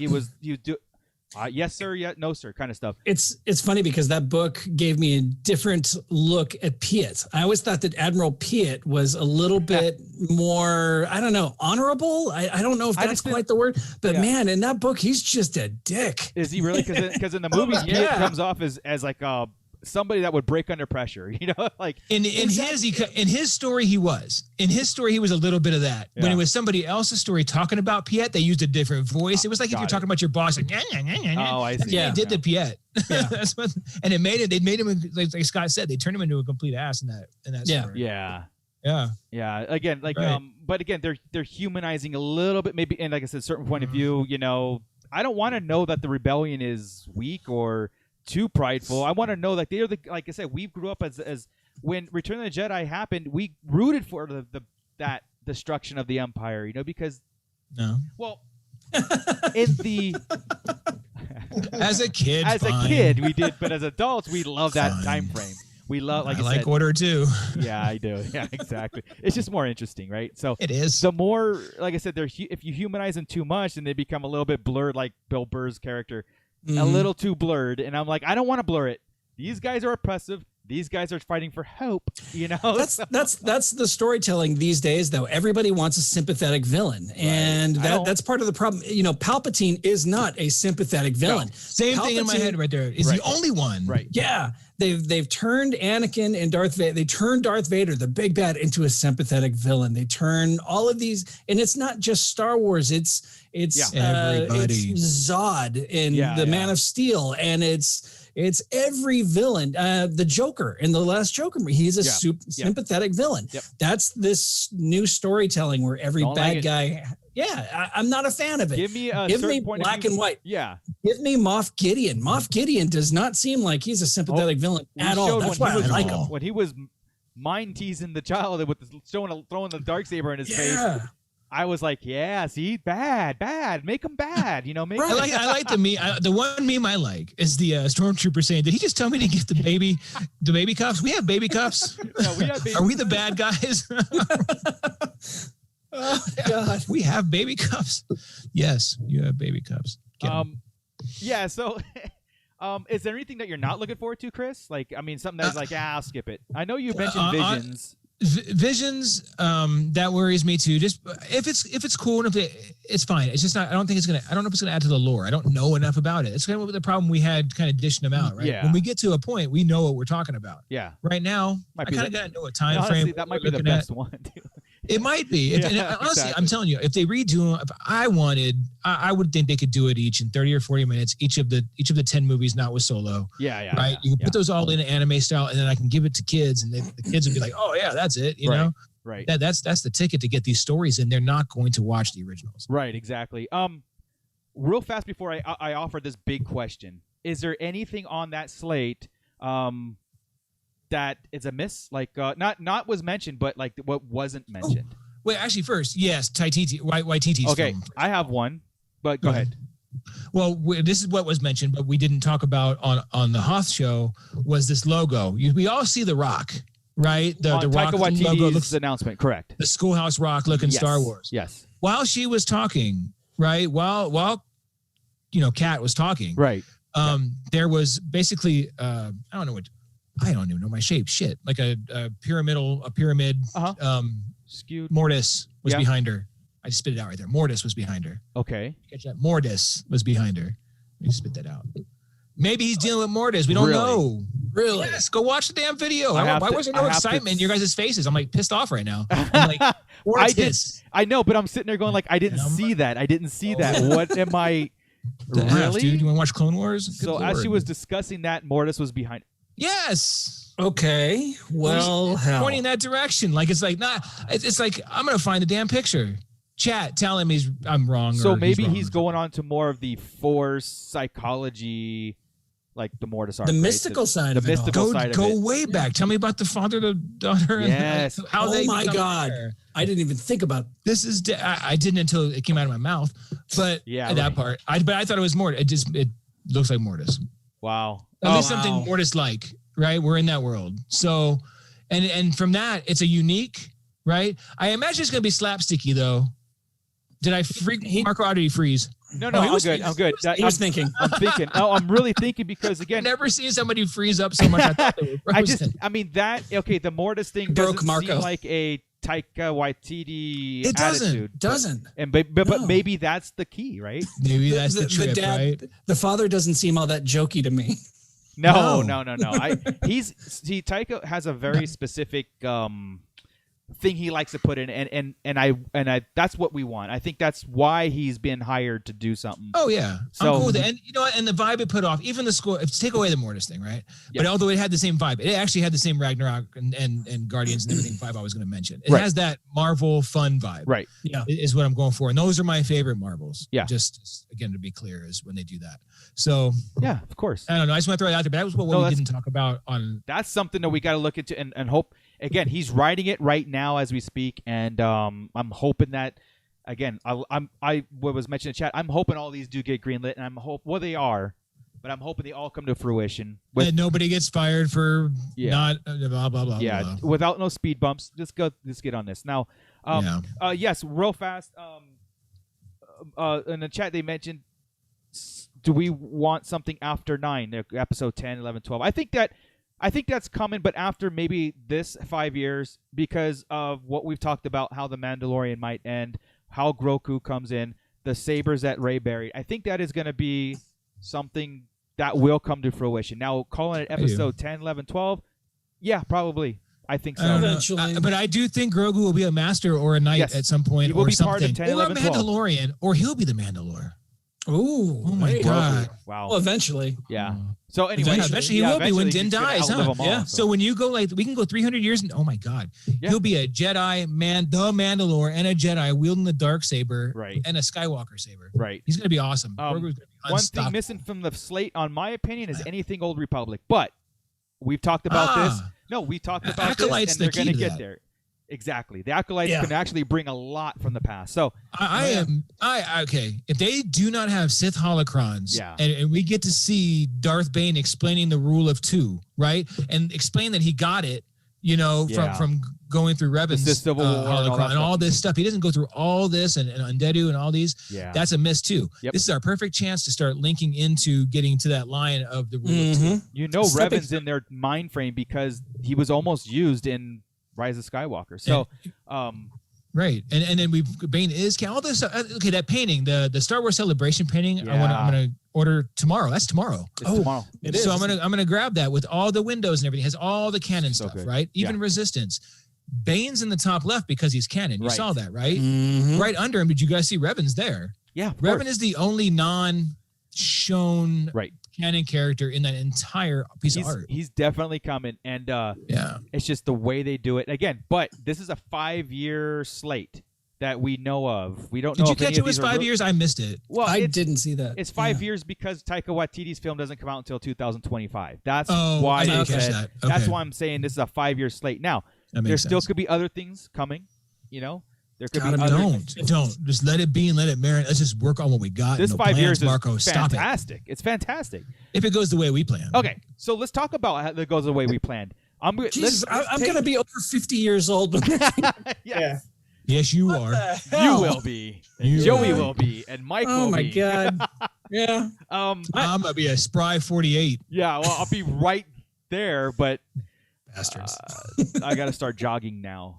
Yeah. Or yogging. It might be a silent J, but or a not soft too familiar. J. But guys, you've brought this up in the Hot Topic episode that you guys did. We were mentioning about you take all of this that we know of. We've taken everything that the Mandalorian knows, and the slate, the Rangers, Ahsoka, everything, leading up to a climactic story arc that was absolutely mentioned. That was coming from Kathleen Kennedy's mouth. Climactic story arc or story thing. If it launches the next generation, cool. If it finalizes this, what we have, cool.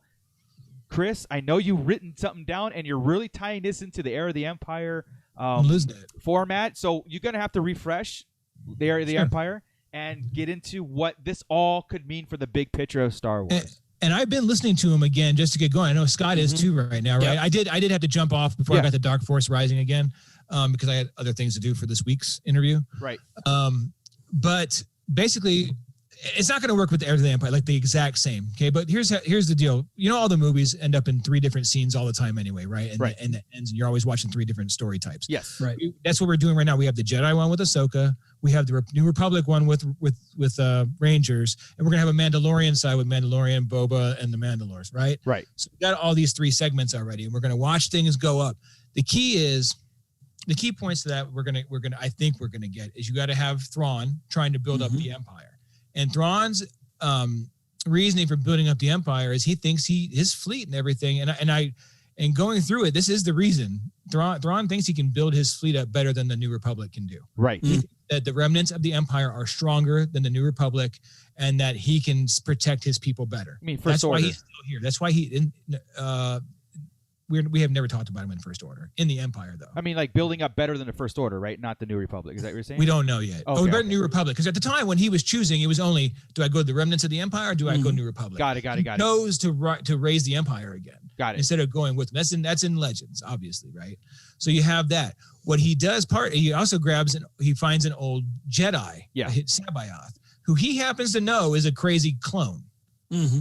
There's a lot of rumors right now. A lot of rumors about Ezra, Mace Windu, all of that. We need somebody to come back from basically something and be a surprise later as a clone. Okay. Mace Windu coming back, being a cool rumor already. I'm really all time. I didn't like it. I was like, why would I bring Mace Windu back? That's dumb. Yeah. Until I started thinking Heir to the Empire. Sabayoth was an old Clone Wars Jedi. Why would you bring him back? We haven't heard of him in canon yet. Right. No Jedi Master. Sabayoth, right? He's not in any comics, anything. He could have been there. So Windu. He's an old dead Jedi Master. He has a vowel at the end of his name, an extra U that Jeru Sabayoth had, right? He had 2 U's when he mispronounced it. Mace Windu is the new Sabayoth. It's easy, right? Yes. They're putting out a call right now and having somebody sense help for a Jedi.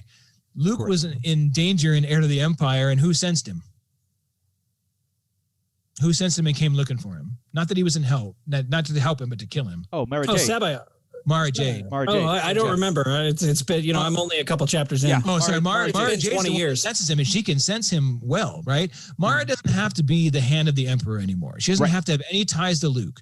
She could have ties to anybody. She could have ties to Ahsoka, anything. We just have to mix it up, right? But you can bring Mara in and not ever get married, have kids or anything. Correct. Revamp the character completely. George Lucas was never in favor of that anyway. Right. Kill it, make him happy, and not let Luke get married. Yes.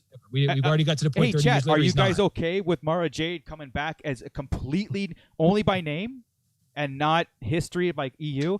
I am 100% cool with it because I never really was that much invested in her character. A little bit, but not. I just didn't. I think. Well, there's also she was the Emperor's hand, right? Correct. Because the last command that was the Emperor's call to Mara Jade to kill Luke Skywalker. She wanted to hate him because she could sense it in the room. He destroyed her life. All of this. She came in as a very hateful. Right. You could just make Ahsoka did something that we've already made that point, right? In the Fast and the Forciest arc how the Jedi screw everything up. She could tick off anybody and Mara could be mad about it. Luke didn't know what he did to her. Correct. Right? Yeah. Same thing. It's an easy fix, right? Could also be Ezra. Exactly. Yeah. Ezra can come back and be on that side, or Thrawn could be using him the same way as Ezra. Right. We don't even deal with the thing. The key is one of these guys is a jacked up clone that Thrawn brought on. Okay. And I want to hear at some point we hear those are like Sparty chaining cloning cylinders. Those are not the Kaminoan deal, correct, right? Those aren't Kaminoans doing it at all. Right. So this is a whole different system. So I want to hear that. That could bring it right in. That's what the whole basis of that was, right? They had clone soldiers. They had clone everything going on in Heir to the Empire. Right. Luke gets up to his ship in Dark Force Rising, I want to say, and it feels weird because it's all the same mind, right? Because Sabayoth could anyway, that's not going to happen in this one, but that first. Now, I think they're going to combine a lot of stuff. This is where you Legends freaks are going to be like, why would you do all this? Because we only have 30 years to fill in. They use on Vong because you just can't. Right. The Grisk are being set up from Thrawn. They're almost the same damn people, except they use tech. They're already fleshed out in the books right now. Right. Yeah. And then they use on Vong. It's vague, right? But they had Boba Fett involved in that. Right, they were bringing Boba Fett in, and Boba Fett turned around and got the Mandalores to come help the New Republic, and he tied in there. Right, they were trying to get him on their side. He took the Mandalorians to the New Republic.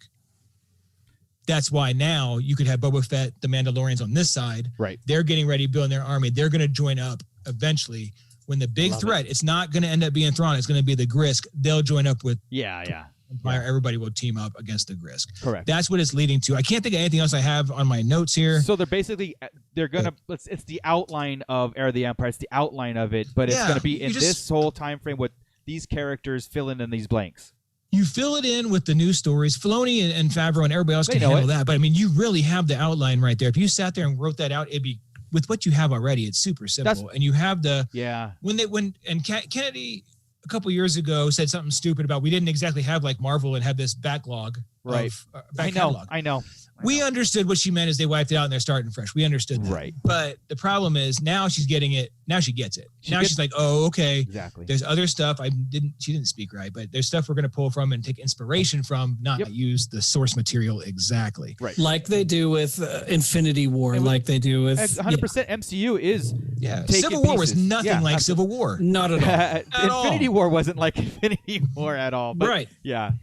You take the name and you take some of the story beats and you modify it to fit your story. And that's why when Chris brought this up, and I'm like, yeah, that's cool. It's like you can't like a lot of Adrian, who listens to our show, is from the ROU, right? He does the Serious Nerd show on ROU. He thank you. He wants he is an adamant EU Legends fan. He wants this brought into canon almost as is, and I'm like, oh, you can't do that. You can't. Oh, did he say that? Adrian, is he in the chat? I don't think he's not. No, he's not in the chat, but he's mentioned like he likes that stuff.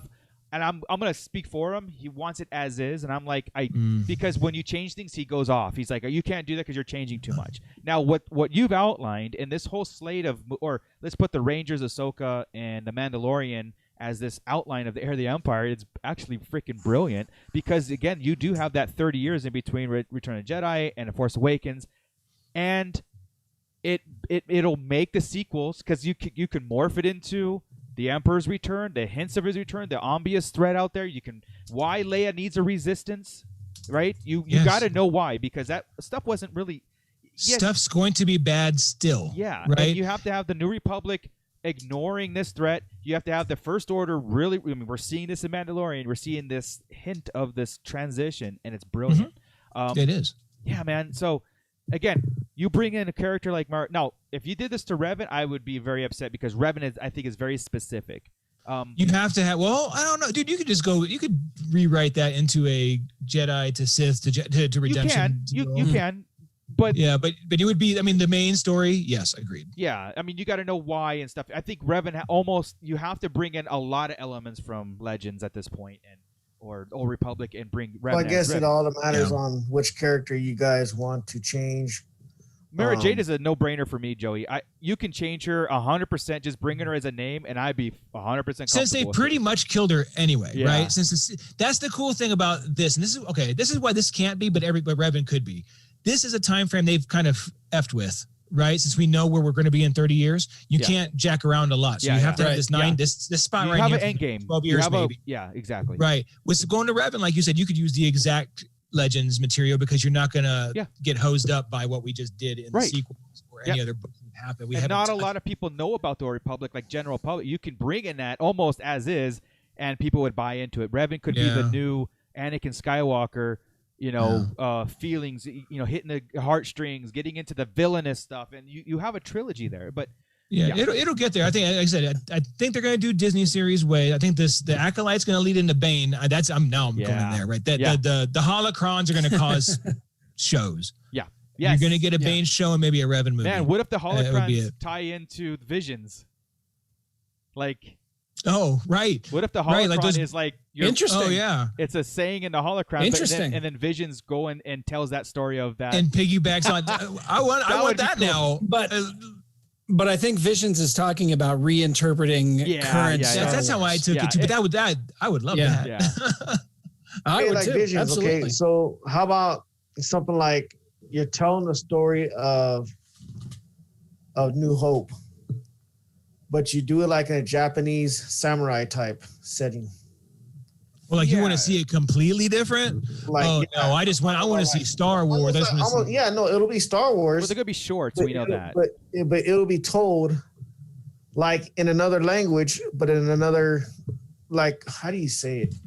Like another like I said, you re-envisioning. A total story shown in like a samurai type old school, nothing futuristic, just almost like the figures I have, those samurai figures. I was going to ask you like those, yeah. Yeah, something like the story of New Hope told, short, obviously short, but with that type of setting. Right. Well, I mean, they did that with what was it, the Galaxy of Heroes or those little shorts. But it wasn't that type of. No, he's taking it down. He's dumbing it down to no tech. Like he wants to go old school, dirty. Well, no, that would be like almost Old Republic, to be honest. That's bad where they would be lower tech and correct stuff. But a reimagine. I mean, you could. I just want to see the style, right? Yeah, like I want to see all the stuff. The style. The Jedi represent the samurai back then to a T. Absolutely. Where everything was about honor. Everything was about it's our way or it's not. And that's the way. I mean, it's not like they do it in absolutes, but you could tell that story in a totally different language and not really like a language, but like I said, an older Mandarin type samurai story, but it's Star Wars. Like a different vibe. And I think it's a good idea that they do stuff like that, or at least get that vibe. I don't know about going the whole nine with it, like taking it out of the universe. I don't know. If it's cool, it's cool. I'll watch it, right? Yeah, like I brought up, go ahead. Oh, I'm just saying, like I brought up the Animatrix because it's such a great companion piece to the Matrix, right? Mm-hmm. And that's what I mean. Again, my first thought, the Visions, that's what it's going to be. It's going to be a companion piece. In these, but I think the good reason to do it is we don't get a lot of play in the Eastern countries, right? It's true. It's like it's I'm all for it, man. I get none. We get none. But Star Wars itself does poorly. So I mean, maybe that's for the reason they do it. Maybe that's a good reason to do, like Joey's saying. Could be. But I think just the style, the vibe, the culture, the influence is what Joey I think is getting at, and you correct me if I'm wrong, Joey. You want to see Obi-Wan and Vader's fight from A New Hope, but in that anime style and just more style. Visceral. Yeah, and I'm cool with that too, even if it's segments like that. Like Obi-Wan Kenobi. He doesn't even have to look like completely different. Just straight Jedi robe.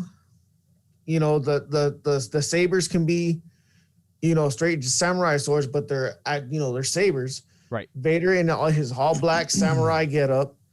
I mean, the story's there. They got the figures from and everything. Like I said, maybe it's that 5-minute segment. Like I said, that fight, and they just re-envision it, imagine it Japanese anime style. See, you keep saying short, right? Short stories isn't necessarily a short. Correct. Mm-hmm. Right? Because the short is, Scott and I kind of talked about that too, was a short is like before a Pixar movie, right? That's your 5-minute short. Right. I take these, we don't know. It might be those, like the Galaxy Adventures or those shorts, or it might be like a 30 or 45-minute short story. We have no damn clue, man. I know. That's weird. That's what the great thing like about that. What about that Batman story? The one where he was like a joke, like him and the Joker were like that samurai style. I mean, I know the story was crap, but the figures and the figures and the characters were Joey, are you asking? They were awesome, dude. Are you asking like set Star Wars in a different time frame and a different look and everything, and then exactly. That's what you're saying. You're telling the story. You're doing the Spawn treatment, right? Spawn, unadulterated, Viking Spawn, zombie Spawn, samurai Spawn. God, please, yeah. But you're telling the story unadulterated. Like it's not changed. It's the same exact story, but you're doing it in a different time setting and a different. I don't know. I don't know if I'd like that. I mean, I think I might even turned off on that, but. I kind of like my galaxy to be far away, but it's possible. And like I said, here's the beautiful thing about there's 10 announcements, right? I'm not going to like all of them. Oh, of course not. I'm not expecting to. So when it comes on and I don't like it, I'm going to be okay. Yeah. When Resistance came on, we weren't getting a ton of stuff. Right. Right. We had a show and a movie here, and it was like rotating, and one of them happened to be Resistance, and it sucked. Yeah. Right. Yeah. Now with 10 going, I'm like, two of them are going to suck. Yeah. And if it's Visions and Droids, fine. If it's Andor and Rogue Squadron, that's gonna suck. Yeah. Right. It's got to be the lower end of the spectrum, kind of. It's got to be like anything that's made for us or in our age frame at all. I better love. Yeah. It's the you could take that slate, right, and you could put it in a category from importance to least important to most important, right? Even by the synopsis, like Kenobi, Ahsoka being most important. Even Acolyte and stuff. Rogue Squadron is right in the middle. Like it could be. We cool. don't know. Huh? I'm not. Yeah. No. What? I think that's what it is. It's just the unknown of what. It's the unknown, and that's why we do this show, and that's why we get together, and that's why we talk about this stuff. Because if we knew, we wouldn't be able to talk for the next 5 years. Exactly.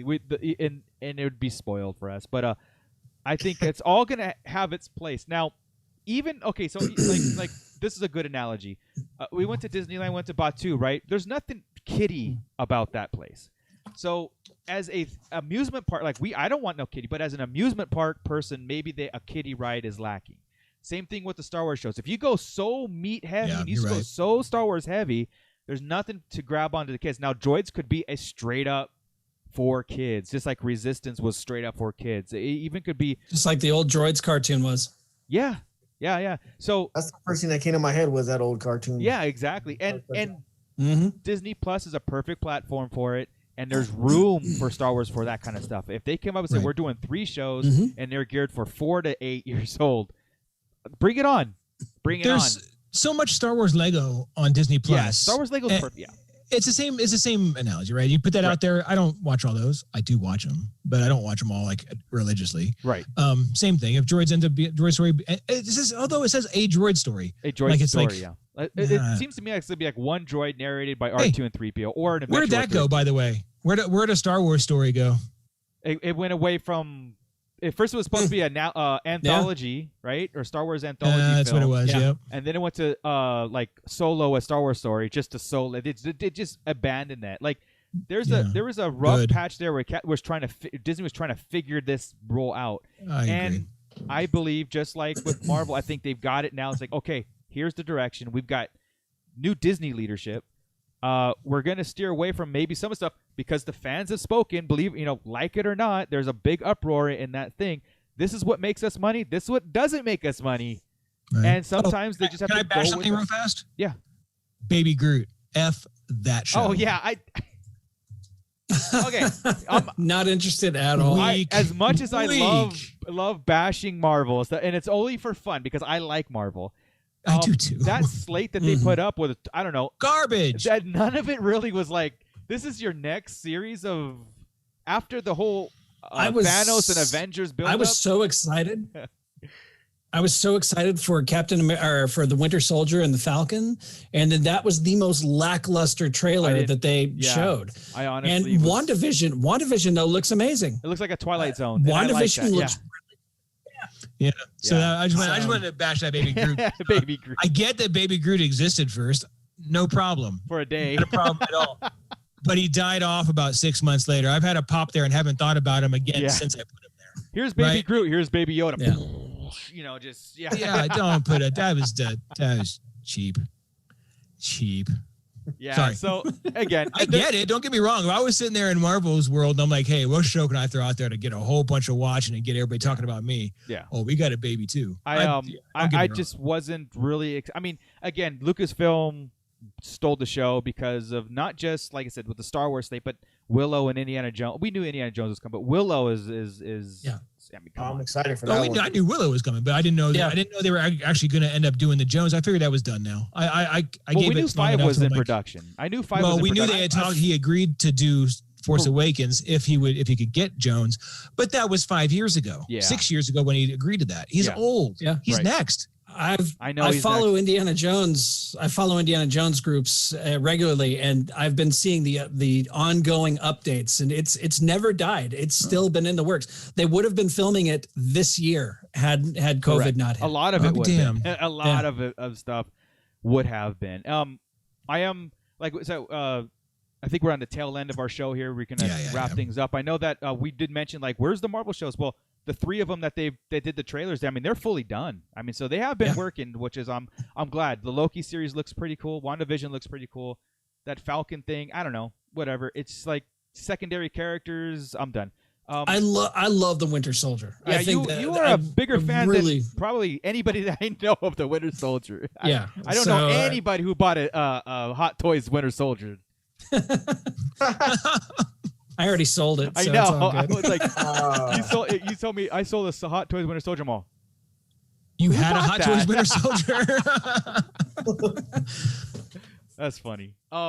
It's not my bad. It's not my fault. Hey, but I thought it was Luke. I should have swapped hair and seen exactly how played close. off. Yeah. But no, such exciting things happening, and we needed that. We needed that slate so much that we didn't know we needed it, right? Until it came out, and it was like, holy crap, that Mando episode. What? Oh, I have to go back and watch it because I just forgot everything I just saw.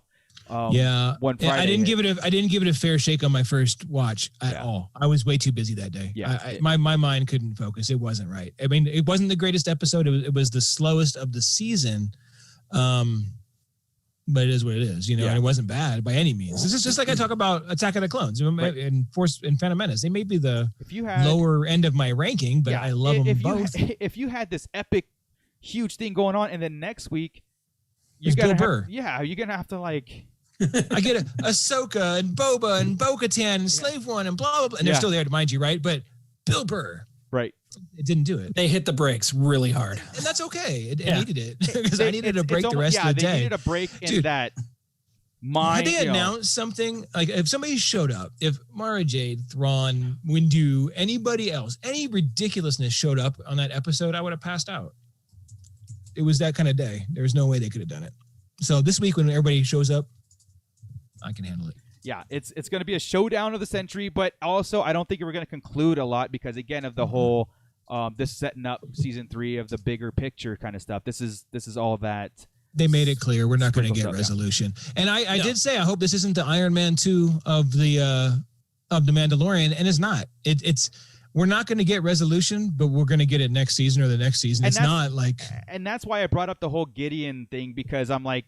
Then you introduce somebody that was behind this, even behind Gideon, that's setting up this whole thing, and Gideon was just a puppet. But I'm totally down with Gideon. Yeah, I like it. I love the character. For a minute, just let him be there for a while. He doesn't have to be there long. He could. Scott had mentioned him being like the version of Pelion, although Pelion and Thrawn were working closer together, but they could just be separated right now. We don't know. Mm-hmm. Yeah. Yes, Mike. I'm sorry, Scott, Chris. No, go ahead. I'm done. Well, I'm just saying, Mike. He was talking about there was rumors of a CGI Luke Skywalker. I said, well, there is one final reveal on a character on that Mando season 2 poster reveal sheet, and that's exciting for me because it's like there's still something in the wings, and it could be somebody answered Grogu's call. It could be Thrawn. It could, there's so many possibilities. Luke Skywalker CGI. I don't know about CGI, but I don't know. A mention of it would be awesome. I think, like we said, a mention of it would be. I just want to hear Red 5 or Skywalker. That's all I want to hear. Yeah, I don't think he's Red 5 now. I think he's he is because he brought the. He's never not Red 5. They got it in Rise of Skywalker. They mentioned it. Yeah.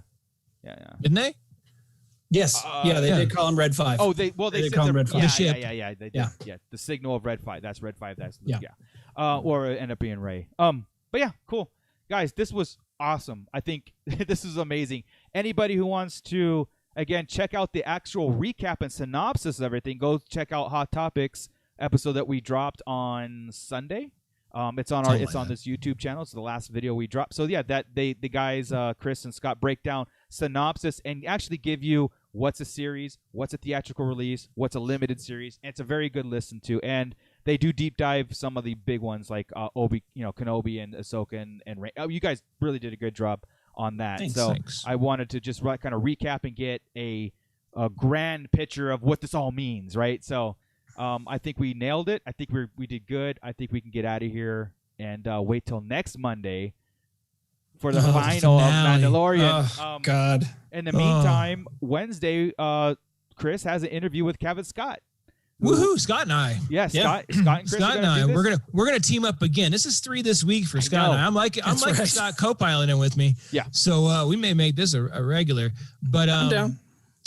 The Kevin Scott interview, we'll be doing it at noon Pacific Standard Time. So we're not going live. Right. We're gonna go ahead and uploaded video that day. Uploaded video, so don't look for that. So we'll get it up that night or the next morning, however long it takes to load. However long Kevin will stay with us depends on how long it'll take to upload. Right. So if it's a 20-minute because he wants to get the heck out, sorry. It is what it is. As long as he gets us excited for High Republic and everything that he's been doing in the works, so that's here's the thing, and I'm gonna set the stage now. He's not supposed to talk about it. Yeah. At all. Right. at all. Right, but it's getting so close. It's only like maybe 3-4 weeks away. So we'll see what pops up. I wonder if he can talk. Sure.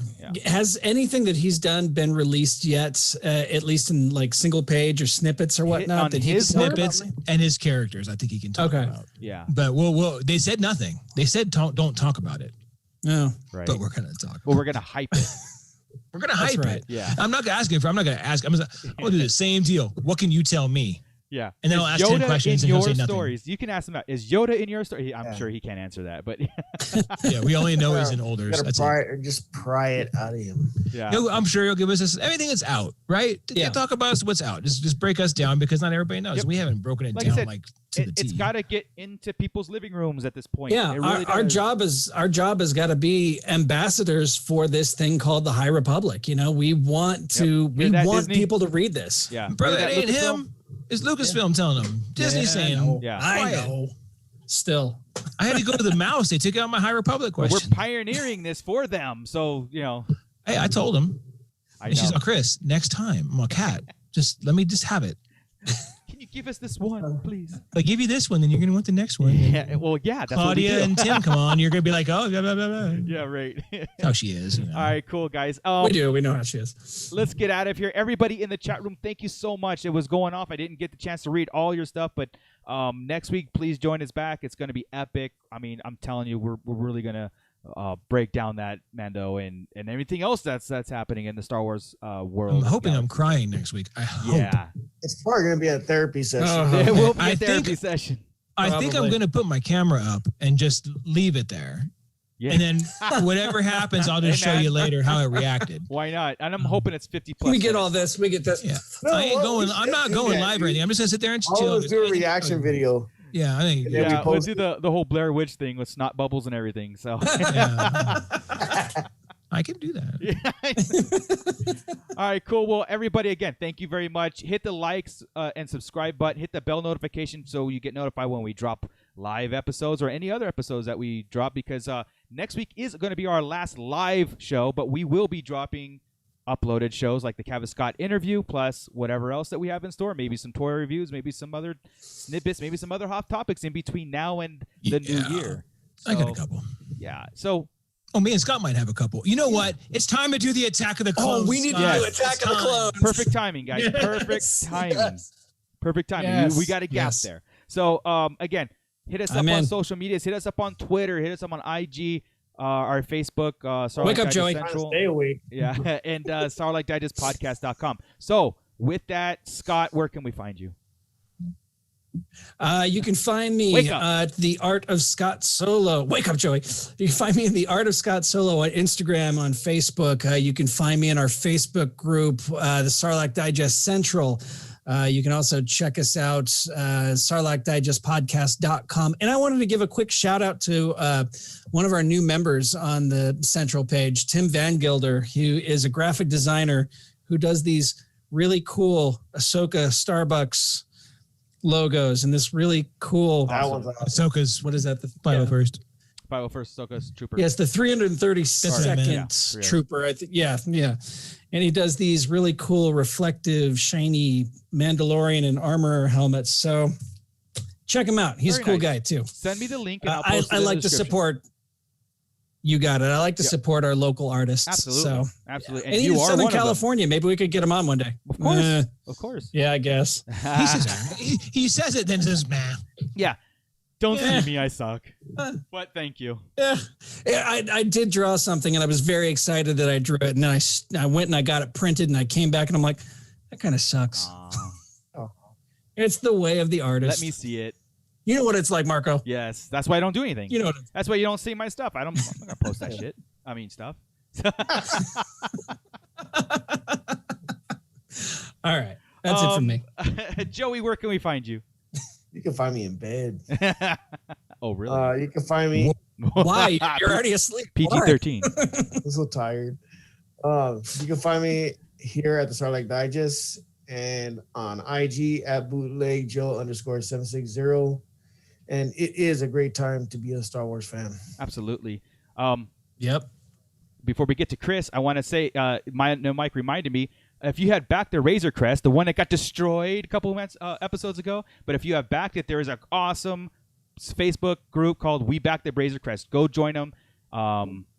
Talk about the Razor Crest, talk about the build, because we have a whole year now to wonder and get excited for everybody who has backed it. So go check that out too. So, Chris, where can we find you? All the Sarlacc socials and Hoth Topic Podcast on IG is the only one I keep going on there. But hit us up on Twitter. We're trying to build the Twitter up and get a few likes. Right now, I get about 2 likes per post, and that's Marco and Scott. Yeah. So, yeah, I did just join Twitter. Some of our show friends on there, do give us some. But that's really it. Just find me there and just loving this. We're gonna get some hot topics out over the hiatus, so awesome. it won't be dead on the channel. Yeah, no, the channel will not be dead for sure. Just we will have one more live episode, but we will be dropping content. We have content planned. So right. Oh, and did we mention we're interviewing Kevin Scott Wednesday? Did we mention that? Scott on Wednesday. Because I'm Look for that. Pretty freaking excited. Pretty stoked. Exactly. I mean, I know it. Look on my face. Everybody get refreshed if you but don't I'm freaking pumped. Exactly. Get refreshed who Kevin Scott is, because he is coming on the show. So yeah, this is dope. Awesome. Whoever thought, right? Exactly. All right, guys. I said we'd keep it under 2 hours, and I did. Believe that? Yeah. We could keep talking. Yeah, no. I could keep going. All right. With that, Scott, take us out. Aren't you going to tell us what you where you're? No. Take us out. Keep it. All right, fine. Keep it nerdy, everybody. I'm true to my word. All right.